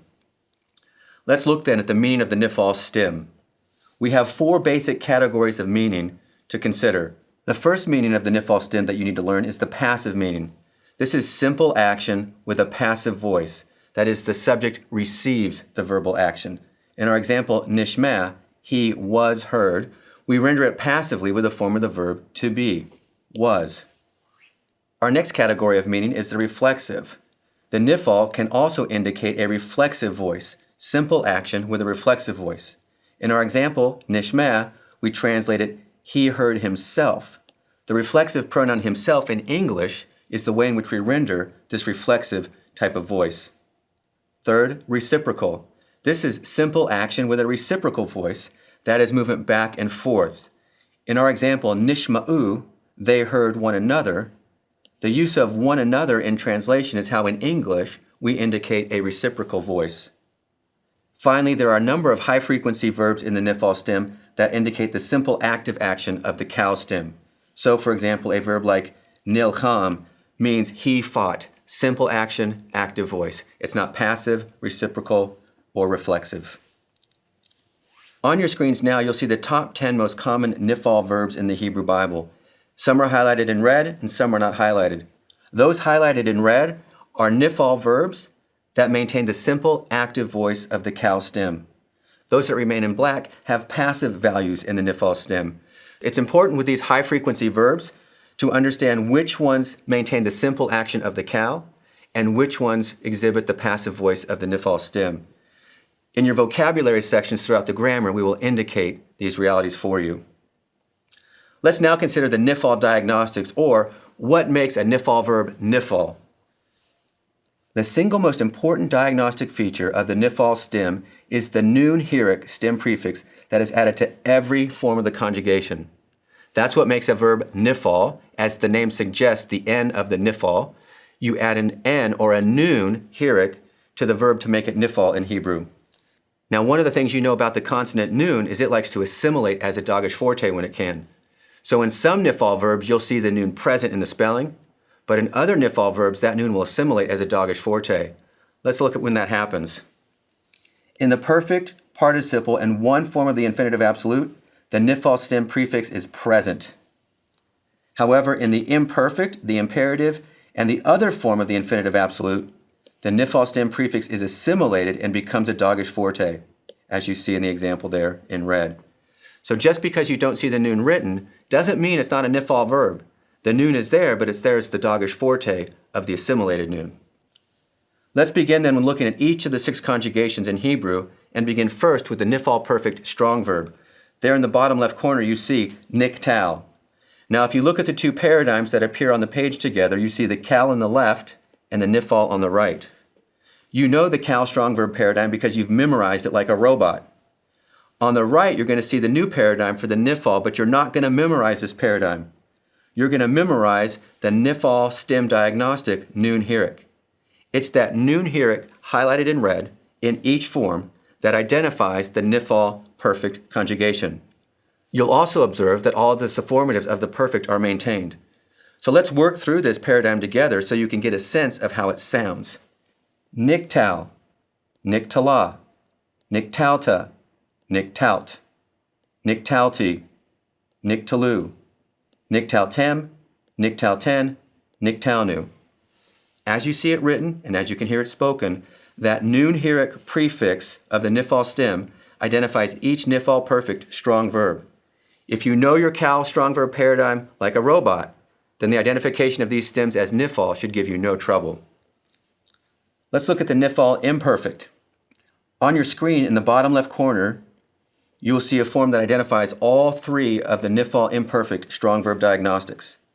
A heric under the preformative consonant, and a comet under the first root consonant with a dogish forte in that same first root consonant. Heric, comets, dogish forte. If you memorize those three stem diagnostics, you won't have to memorize the imperfect paradigm. All of the preformatives and subformatives are the same as the strong verb, but those three diagnostic features will identify the nifal stem. Let's rehearse the nifal imperfect together. Yikatail, tikatail, tikatail, tikatali, ekatail, yikatalu, tikatalna, tikatalu, tikatalna, nikatal. You can definitely hear the difference between the regular imperfect and the nifal imperfect. The three diagnostic features that you need to memorize here are the heric under the preformative consonant, and then the comets under the first root consonant, and the dogish forte in that same consonant. It's also worth noting that in the 1CS form, ekatail, the preformative vowel is not heric but sagol because of the guttural preferring that vowel. Let's move on to the nifal imperative.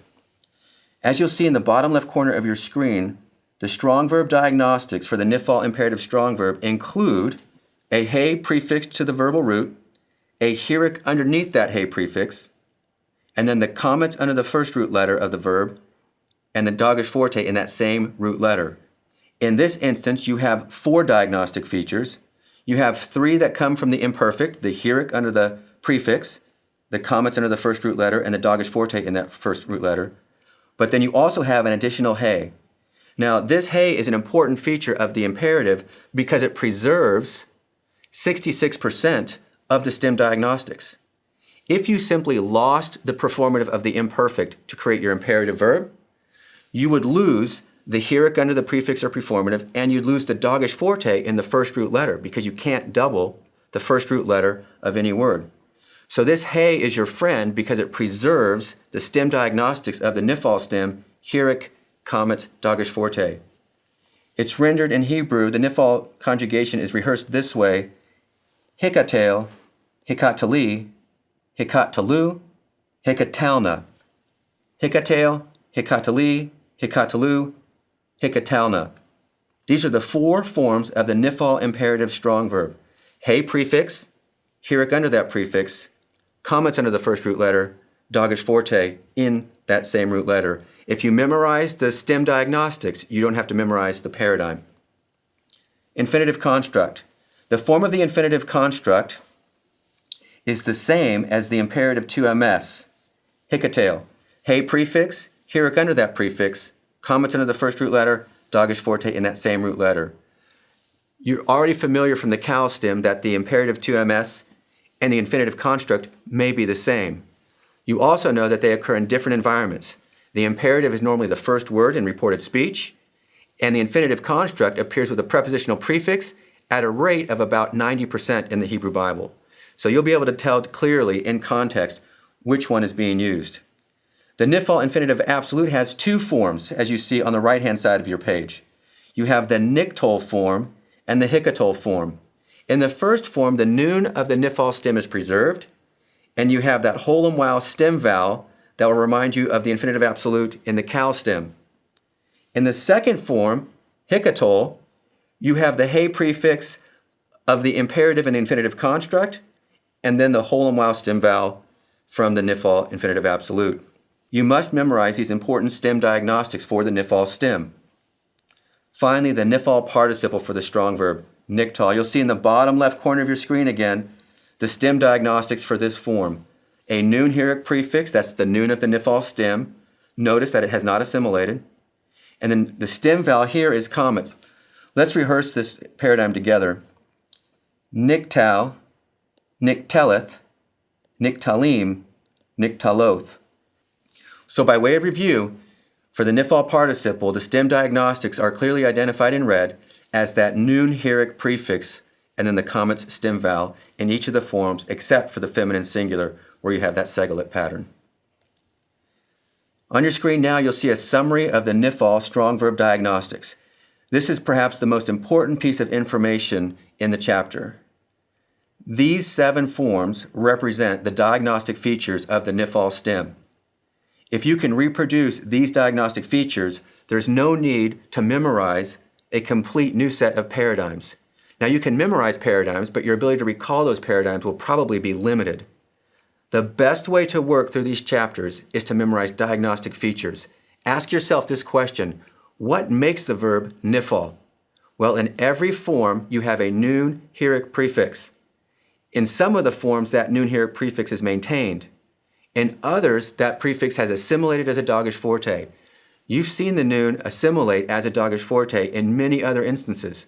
This is just one more application of a phenomenon you're already familiar with in Hebrew. So begin by focusing on what you know and apply it to this new situation, and you'll have great success. This chart must be memorized. You should be able to take a blank chart with the information appearing in black and then add all of the red material to it. That is, add the NIFAL stem diagnostics to it. You will get practice doing this in the workbook for Basics of Biblical Hebrew. Before we move on to the next chapter, let's just pause and consider a couple of forms that might be confusing for you.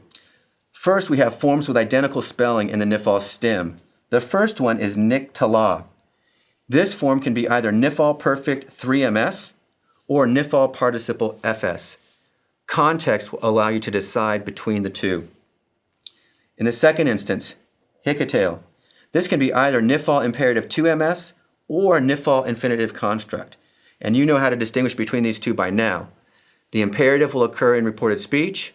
The infinitive construct will normally appear with a preposition prefix to it. Here are some easily confused forms. The first is niktal with a pathic stem vowel. This is the NIFAL perfect 3ms, translated he was killed. The stem vowel here is going to help you distinguish between these easily confused forms. In our second example, niktal, we have a NIFAL participle masculine singular. The stem vowel is comet and will help you to identify the participle as opposed to the perfect 3ms. And finally, don't confuse either of these forms with niktol, the cal imperfect 1CP. The noon heroic on this form is the imperfect 1CP performative, not the noon of the NIFAL stem. So with these 3 forms, you can think of the stem vowel as a secondary diagnostic indicator distinguishing potentially confusing forms: the pathic for the perfect, the comets for the participle, and the holum for the cal imperfect 1CP. At first, this information may be too minor for you to keep in your mind and distinguish, but the more you work with it, you'll remember it and it'll become clear and easy to identify in context. So before you move on, what must you do or know? First, memorize the 4 basic meanings of the NIFAL stem: passive, reflexive, reciprocal, or simple active. Second, memorize like a robot the NIFAL strong verb stem diagnostics for each of the 6 Hebrew conjugations. You should be able to quickly add stem diagnostics to a verb in order to identify those forms. Third, do not memorize any paradigms in this chapter. If you memorize paradigms, not only will it take you longer to get through the chapter, but you probably won't have the ability to identify NIFAL verbs in context, especially when it comes to weak verbs. Knowing the stem diagnostics and how they interact with weak verbs is going to allow you to have access to more information rather than less. So this concludes our study of the NIFAL perfect strong verb.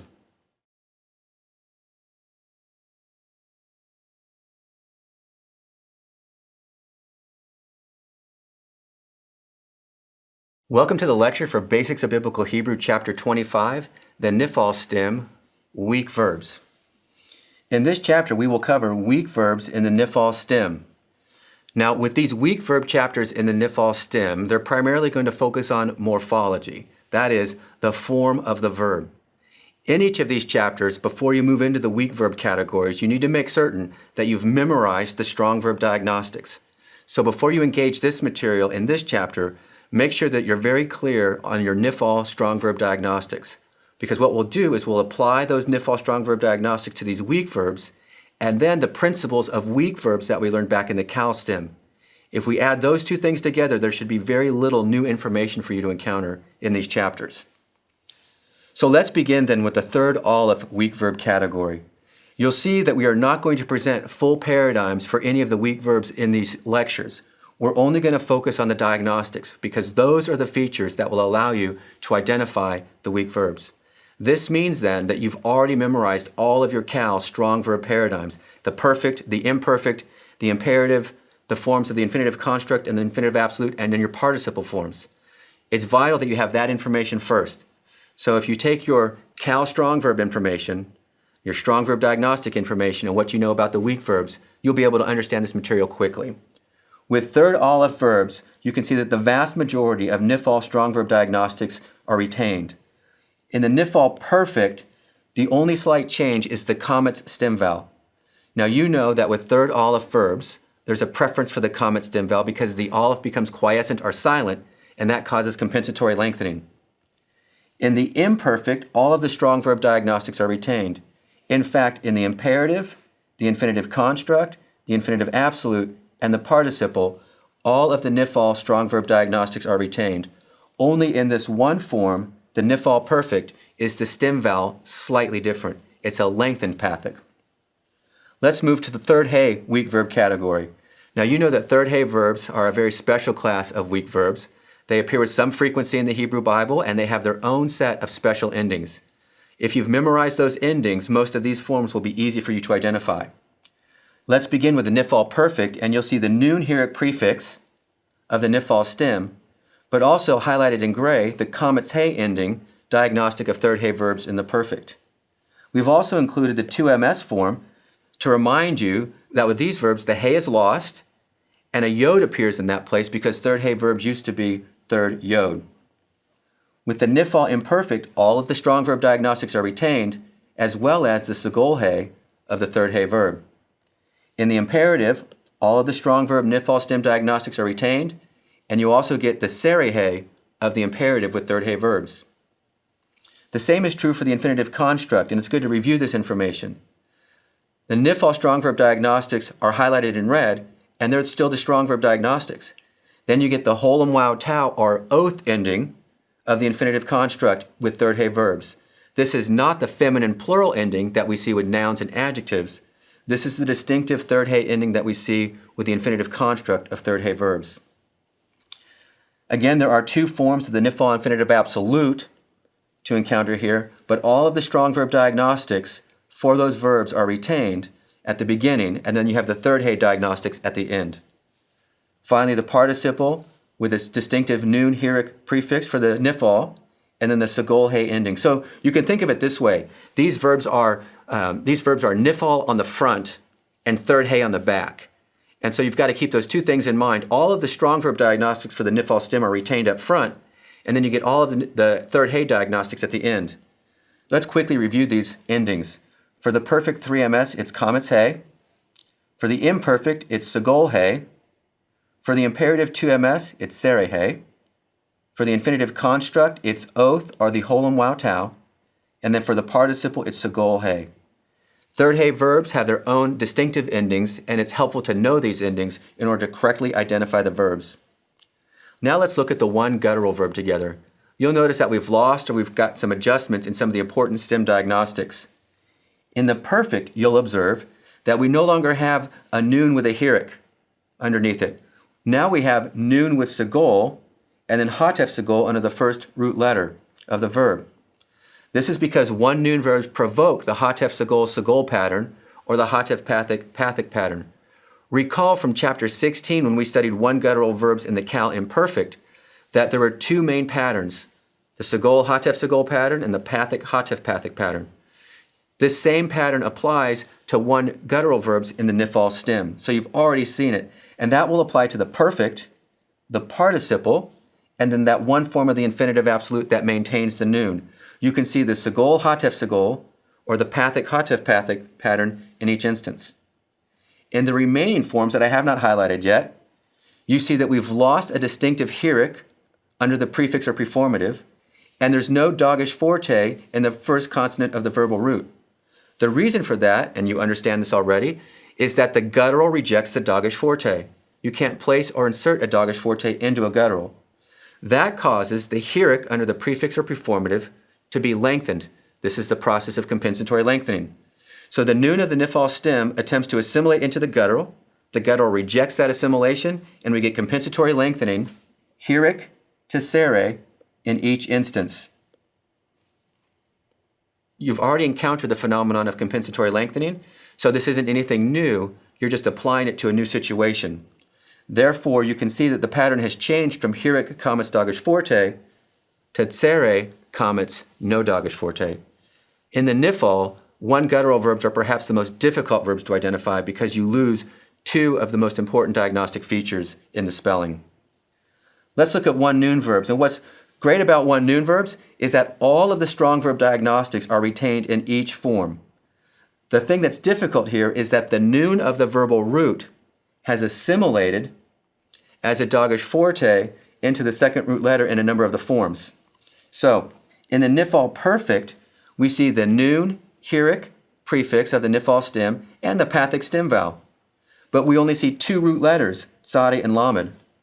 The noon of the verbal root has assimilated as a dagesh forte into that tzadi. Now you've seen this happen before with regular one noon verbs in the kal stem. It's the same thing here. You'll just need to become familiar with the fact that the noon of the Nifal is now prefixed to that verb. And that also applies to the participle and the second form of the infinitive absolute. In the remaining forms, the imperfect, the imperative, and the infinitive construct, and the other form of the infinitive absolute, the noon of the verbal root does not assimilate into the second root letter, it's retained. However, the noon of the Nifal stem has assimilated into the noon of the verbal root. In these instances, all of the strong verb diagnostics are retained, and all of the root letters of this weak verb are retained. Now let's look at the one yod weak verb category. At first glance, this category is going to look very strange to you because of the appearance of a holum vowel or a consonantal vowel in each of the forms. The reason for this is the fact that one yod verbs used to be one vowel. Now you know something similar about third hay verbs. We've talked about third hay verbs being originally third yod, and that yod likes to reappear in certain inflected forms. Well, this is the other piece of information you need to know. One yod verbs used to be one vowel. And so when they're inflected in the Nifal stem, that original vowel reappears. In the perfect and the participle, it reappears as a holum vowel. In the imperfect, the imperative, and the infinitive construct, it reappears as a consonantal vowel. So if you remember that one yod verbs used to be one vowel, and that vowel reappears, then you shouldn't have too much trouble identifying these forms, or more importantly, reconstructing the verbal root. This will be the most difficult part of identifying this verb, is knowing what root does it come from. So you must remember, one yod verbs used to be one vowel. Knowing that, we don't have too many difficulties here. Let's begin with the imperfect, the imperative, and the infinitive construct. These verbs maintain all of the strong verb diagnostics. The only change is that the yod of the root has changed back to the original vowel. In the Nifal perfect and the Nifal participle, the vowel appears as a holum vowel. So you don't have the noon with a heric vowel, you have a noon with a holum vowel. This is the most significant change in these weak verbs. However, as long as you remember the principle that that vowel represents the original root letter and you can reconstruct it as yod, you won't have any trouble identifying the verbal root. So with these particular verbs, it's important to know something about their history in order to reconstruct them. And if you're wondering why there's no verb listed in the infinitive absolute category, that's because there are no one yod verbs that appear in the Nifal infinitive absolute. We're now ready to move on to our summary sheet. Now, this information can appear overwhelming at first, but don't worry about that. The goal is not to memorize everything in red on this page. Make certain that you've memorized the strong verb category that appears in the first horizontal row. After that, it's best to work down these rows and identify the changes that occur. For example, with the strong verb, we see the noon heric prefix. Well, that occurs in the third aleph, the third hay, the one noon, and so those are all nice and easy to see. There's nothing new to memorize there. With the one guttural, we see the segol hatef segol pattern because that guttural in first root position provokes either segol hatef segol or pathic hatef pathic. And then down in the last category, the one yod, we see that the noon is followed by holum vowel in that tricky one yod category, which used to be one vowel. If you can explain it to yourself, you don't have to memorize them. You can move down the imperfect category in the same way. You see in each of these verbs, hierik, komets, and dagesh forte, that's diagnostic of the nifal imperfect, and hierik, komets, dagesh forte, hierik, komets, dagesh forte, hierik, komets, dagesh forte, hierik, komets, dagesh forte. In 5 out of the 6 verbs we've encountered, all of the strong verb diagnostics are retained. Only in the 2 guttural class do we see that the dagesh forte of the nifal stem has been rejected and the vowel underneath the preformative has undergone compensatory lengthening. You already know that gutturals reject dagesh forte, and you know the phenomenon of compensatory lengthening. If you can explain it, you don't need to memorize it. The same obtains for the rest of the conjugations. Work down each row and identify the types of changes that you see, and then explain those changes to yourself. That will allow you to encounter a variety of weak verbs in a variety of contexts and apply these same rules as we progress through each of the other weak verb categories in those other derived stems like the hifil and the hofal, etc. So before you move on, what must you do or know?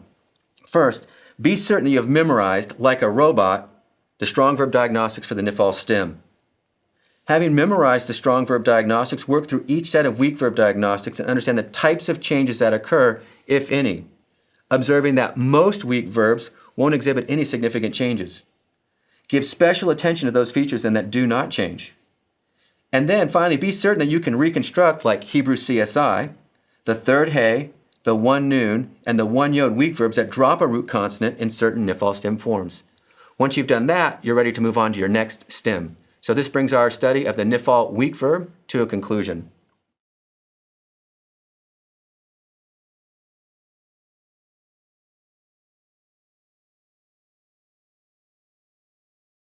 Welcome to the lecture for Basics of Biblical Hebrew, Chapter 26, the hifil stem with strong verbs. This is our second of the derived stems to study. In this lecture, we will cover the meaning of the hifil stem, the conjugations of the hifil stem, and then the hifil stem diagnostics.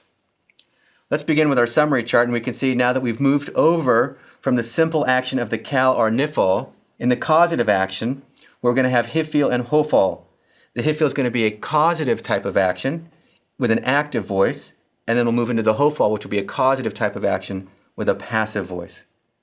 Let's look at the basic meanings of the hifil stem together.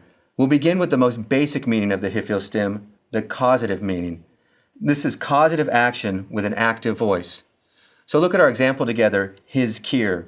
You'll recognize the verb zayin kaf resh, he remembered. In the hifil stem, we're going to translate it causatively with the key word to cause. So he caused to remember, or he reminded someone. You get a sense of the causative nuance because of adding that keyword to cause, or we could use the keyword to make. He caused or made remember. The second use of the hifil stem is declarative. The declarative use is when the subject of the verb declares something to be in a certain condition or state of being. So here, shiyu, they declared someone or something guilty. We use the keyword to declare in order to indicate the declarative meaning of the hifil stem in that instance. Our next usage is the factative. The factative usage changes an intransitive verb in the kal stem into a transitive verb in the hifil stem. You'll remember that an intransitive verb is a verb that does not take or cannot take a direct object.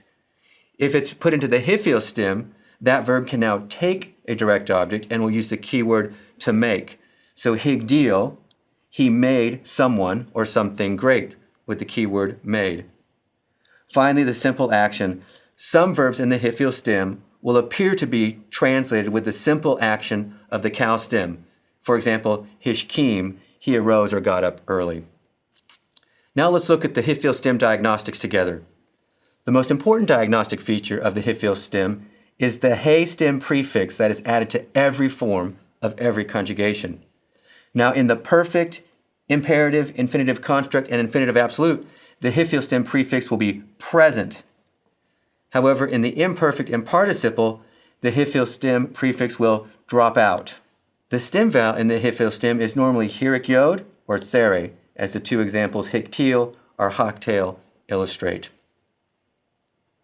Let's begin then with the hifil perfect of the strong verb, and you'll see that there are 2 sets of diagnostic features to look at on the bottom left corner of your screen. The first one is hiktil with the hey hierik prefix, and a heroic yod stem vowel. And the second one is hiktalta, the he heroic prefix and the pathic stem vowel. You'll see that there are two paradigms present on your screen. The cal stem paradigm for you to compare with, then the hiphil stem paradigm that we're going to study. You'll see that for the hiphil perfect, the stem diagnostic he heroic is present in each form of the perfect conjugation. You'll also see that the stem vowel is variable. In the third person, you'll have a heroic yod stem vowel.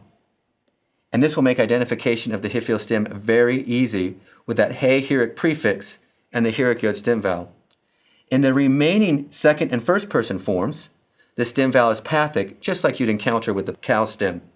So those third person forms are important to identify as hiphil because they'll be unlike the rest. Let's say this paradigm together so you get a sense of how it sounds and how it's distinct from the cal. Hiktil, hiktila, hiktalta, hiktaut, hiktalti, hiktilu, hiktaltem, hiktalten, hiktalnu. You can see that in each form you have the he heroic prefix that will diagnose or allow you to identify the hiphil stem in comparison with the cal stem. Now remember, in the niphal stem you had a noon heroic prefix. So with the cal there will be no stem prefix. With the niphal you'll have a noon heroic prefix. And with the hiphil you'll have a he heroic prefix. These are the diagnostic features that will allow you to distinguish between verbal stems. Let's look at the hiphil imperfect. You'll see in the bottom left corner the form yaktil. Here you'll observe that the important diagnostic features for the hiphil imperfect are a pathic preformative vowel and a heroic yod stem vowel in almost every form. The only time you won't see the heroic yod stem vowel are in the twin 3FP and 2FP forms. There it is sere. Let's look at these forms together.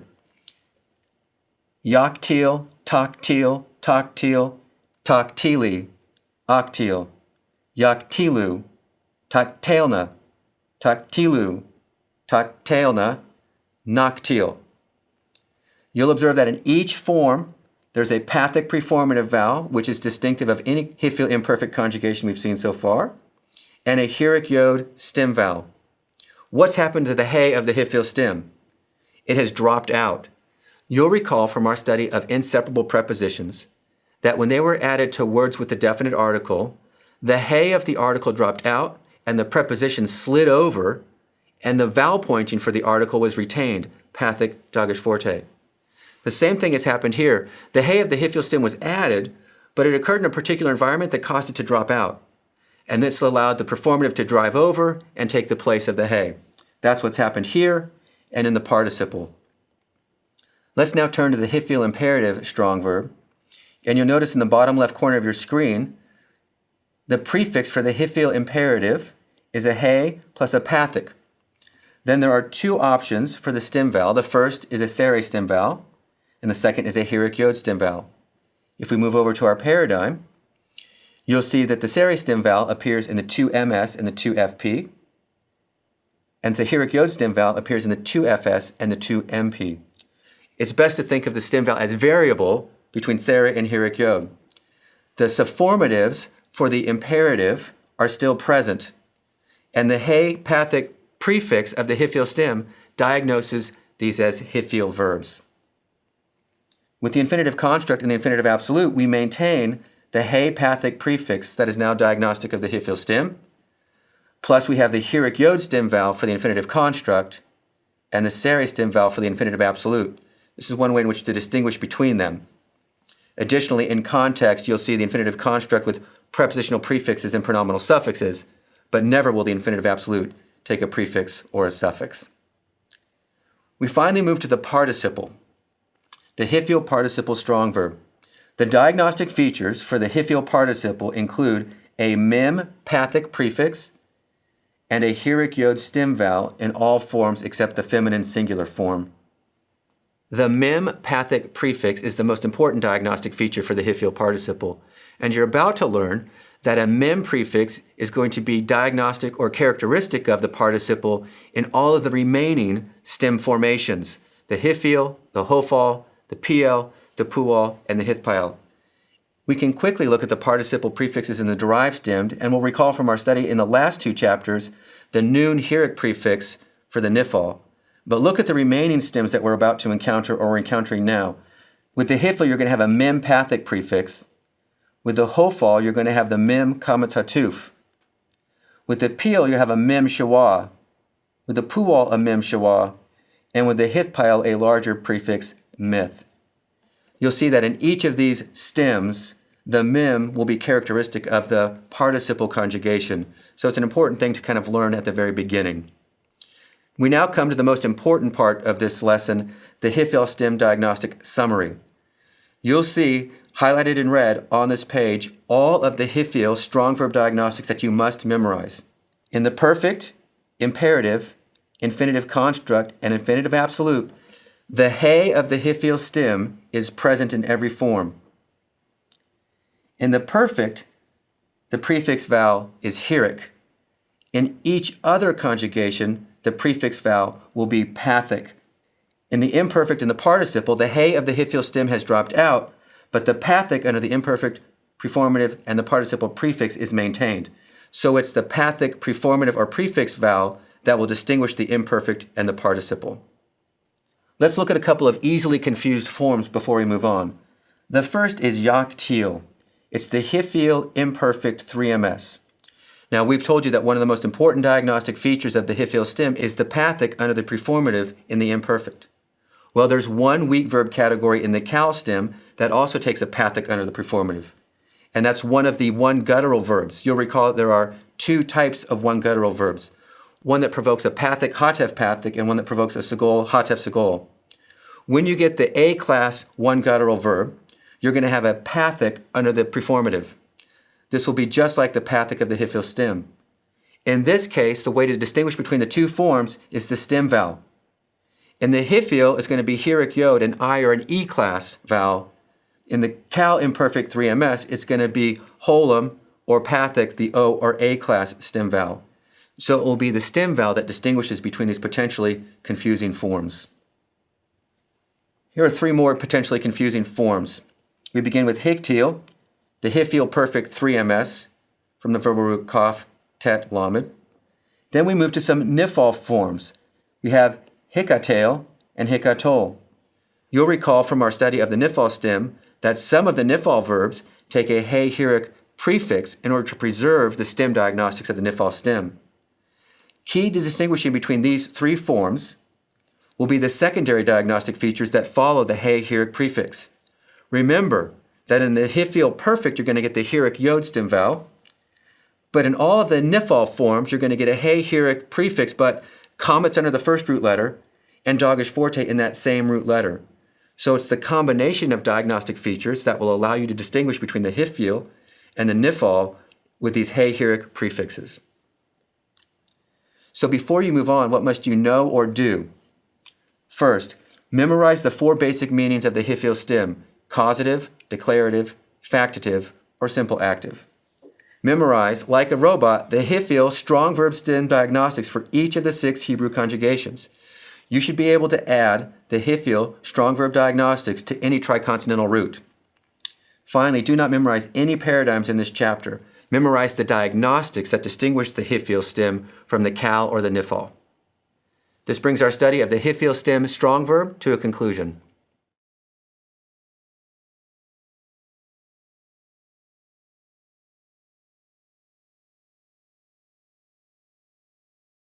Welcome to the lecture for Basics of Biblical Hebrew, Chapter 27, the hifil stem with weak verbs.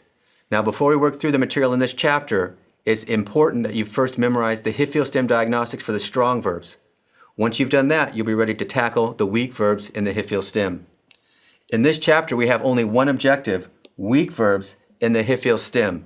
So let's get right to it. We'll begin with the one guttural category. And you'll observe that the vast majority of strong verb diagnostics are maintained for one guttural verbs in the hifil stem. Only in the perfect will we get some slight variation, where the prefix vowel is now segol rather than hirik. You know that in the one guttural category, with both cal imperfect verbs and nifal verbs, that we can have a segol hatef segol or pathic hatef pathic pattern. With one guttural verbs in the hifil stem, we're going to get a segol vowel underneath the he hifil stem prefix. That's the only difference, and this difference should not cause you any trouble in terms of parsing or identifying the verb. Let's move then to third chet ayin verbs. The great thing about these verbs is that almost all of the strong verb diagnostics are maintained in each of the different conjugations. The only slight difference is the A-class stem vowel in the hiphil imperative form. And you know that gutturals prefer A-class vowels. That's one of the three features that we've learned for gutturals. They don't take vocal schwa, they don't take dogish forte, and they like A-class vowels. In the hiphil imperative, 2ms, we're going to see an A-class vowel. In every other instance, the third chet ayin verb maintains the strong verb diagnostics. That's why we're not memorizing extra paradigms, and that's why we're not memorizing even all these other diagnostics. We're just taking what we know about weak verbs and applying them to the hiphil stem. Let's look together at third aleph verbs. Again, you'll observe that the vast majority of strong verb diagnostics are maintained in the third aleph weak verb category. What's the difference? Only in the perfect will we see that the expected pathic stem vowel has changed to sere. And you've seen this with third aleph verbs, the preference for this E-class vowel in some forms. In fact, it accords better with the hiphil stem to have either a hirik yod or a sere stem vowel. So this form looks even more hiphil than the strong verb in some instances. Let's now look at third hay verbs. And you know that third hay verbs have their own special set of endings. This applies not only for the kal and the nifal, but now for the hiphil and every other stem that we're going to study. How then do you tackle or identify third hay verbs in the hiphil stem? This way. The verbs will be hiphil up front and third hay in the back. If you look, for example, at the perfect higla, you'll see the hay hirik of the hiphil stem, but then the kametz hay highlighted in gray of the 3ms ending for third hay verbs. With the imperfect, you'll observe the pathic preformative vowel associated with the hiphil stem, but then also the segol hay that's diagnostic of third hay verbs in the imperfect in those 5 forms that don't take suffirmatives. In the imperative, once again, the hay pathic prefix of the hiphil stem, followed by the sere hay that's diagnostic of third hay verbs. With the hiphil infinitive construct, the same reality obtains. Hay pathic prefix for the hiphil stem, oath for the third hay infinitive construct ending, all the way down through the infinitive absolute and the participle. There'll be hiphil in the front and third hay in the back. So as long as you can put those two features together, you'll be able to identify third hay verbs in the hiphil stem. By way of reminder, it's important to know your third hay endings for verbs in all stems. They are kametz hay in the perfect, segol hay in the imperfect, sere hay in the imperative, oath or holem wow tau in the infinitive construct, and segol hay for the masculine singular participle. If you don't know these distinctive endings, it's time to memorize them now. We now move on to the one noon verb in the hiphil stem. And as you'll observe, all of the strong verb diagnostics are maintained in each form. What you will also observe, however, is that the noon of the verbal root has assimilated as a dogish forte into the sade of each form. So you'll observe in the sade of every example here, the dogish forte of the assimilated noon of the verbal root. Knowing that the sade is the second root letter and that the dogish forte represents the noon of the assimilated root, you'll be able to properly reconstruct this root as one noon, and you'll get it right in your parsing and you'll know what it means. Next, we move to the one yod weak verb category. And you'll recall from our study of the nifal stem that one yod verbs used to be one wow, and that original wow consonant reappeared in each of the forms of the nifal. The same is true for the hiphil stem. In each form of the hiphil stem, the original wow of the verbal root reappears, and in this case, as a holem wow. In every other way, the diagnostics for the hiphil stem are maintained. What you've lost is the prefix or preformative vowel, hirik or pathic. The new prefix and preformative vowel is holem wow, and that holem wow will help you to reconstruct the verbal root as one yod. So it's hoshiv, yoshiv, hoshev. The stem vowels for these verbs are the same, and the prefix and preformative consonants are the same. The major difference is that whole and wound stem vowel, but it also makes this form easy to identify. When you see that big whole and wound stem vowel, you're going to know this is a hiphil verb and it's a one-yod verb. Let's compare then the nifal and the hiphil of a one-yod verb so that you get a sense of what's going on. You'll see that in the perfect and the participle, that the vowel following the nifal or hiphil prefix is whole and wound. In the imperfect, imperative, infinitive construct, and infinitive absolute, in the nifal, you have a consonantal wow, and in the hiphil, you have the whole and wow maintained throughout. These differences will distinguish the nifal from the hiphil in potentially confusing forms. We now consider our final weak verb class in the hiphil stem, the biconsonantal verb. Now you know that biconsonantal verbs consist of only two root letters with a medial vowel letter. And there are three classes of medial vowel letters for the biconsonantal verb. There's the shurik, the whole and wow, and the hirik yod. In the hiphil stem, you need to know that all biconsonantal verbs in all classes take the hirik yod between the first and last root letter. There will be no O-class or U-class vowels showing up in the biconsonantal verbs in the hiphil stem. They're all changed to hirik yod or sere because the hiphil stem prefers the I or E-class stem vowel. So just again to remind you, with biconsonantal verbs, each class of biconsonantal is going to take a hirik yod or sere stem vowel, not an O-class or U-class stem vowel from the other classes.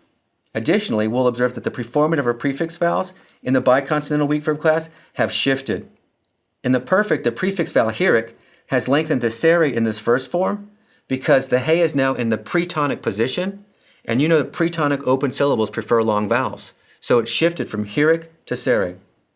In the second form of the perfect, you'll observe the hatef-pathic preformative vowel. This is because it's in the propretonic position, and so the vowel reduces, and with a guttural, that reduction is going to result in hatef-pathic. It's also interesting to note the whole and wound connecting vowel that exists between the verbal root and the sufformative. You saw this back in the Cal chapter with geminate verbs. It also occurs here in the perfect with biconsonantal verbs in the hiphil stem. With the imperfect, the imperative, the infinitive construct, and the infinitive absolute, the preformative vowel is comets. This is because the pathic has lengthened to comets because in each of these instances, the preformative or prefix syllable is in the pretonic position, and so it lengthens from pathic to comets. Finally, like the perfect, the participle will take the E-class sere vowel with the participle prefix mim. So the biconsonantal verbs exhibit perhaps the greatest changes when it comes to those strong verb diagnostics in the hiphil stem. So you may need to spend a little more time here. The key thing is this. There are two key factors when it comes to biconsonantal verbs in the hiphil stem.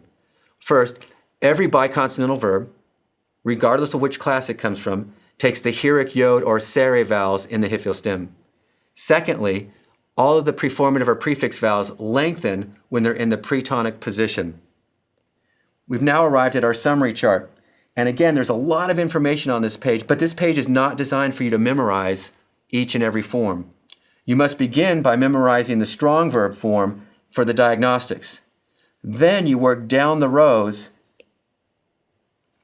in order to identify what changes have occurred and why those changes have happened.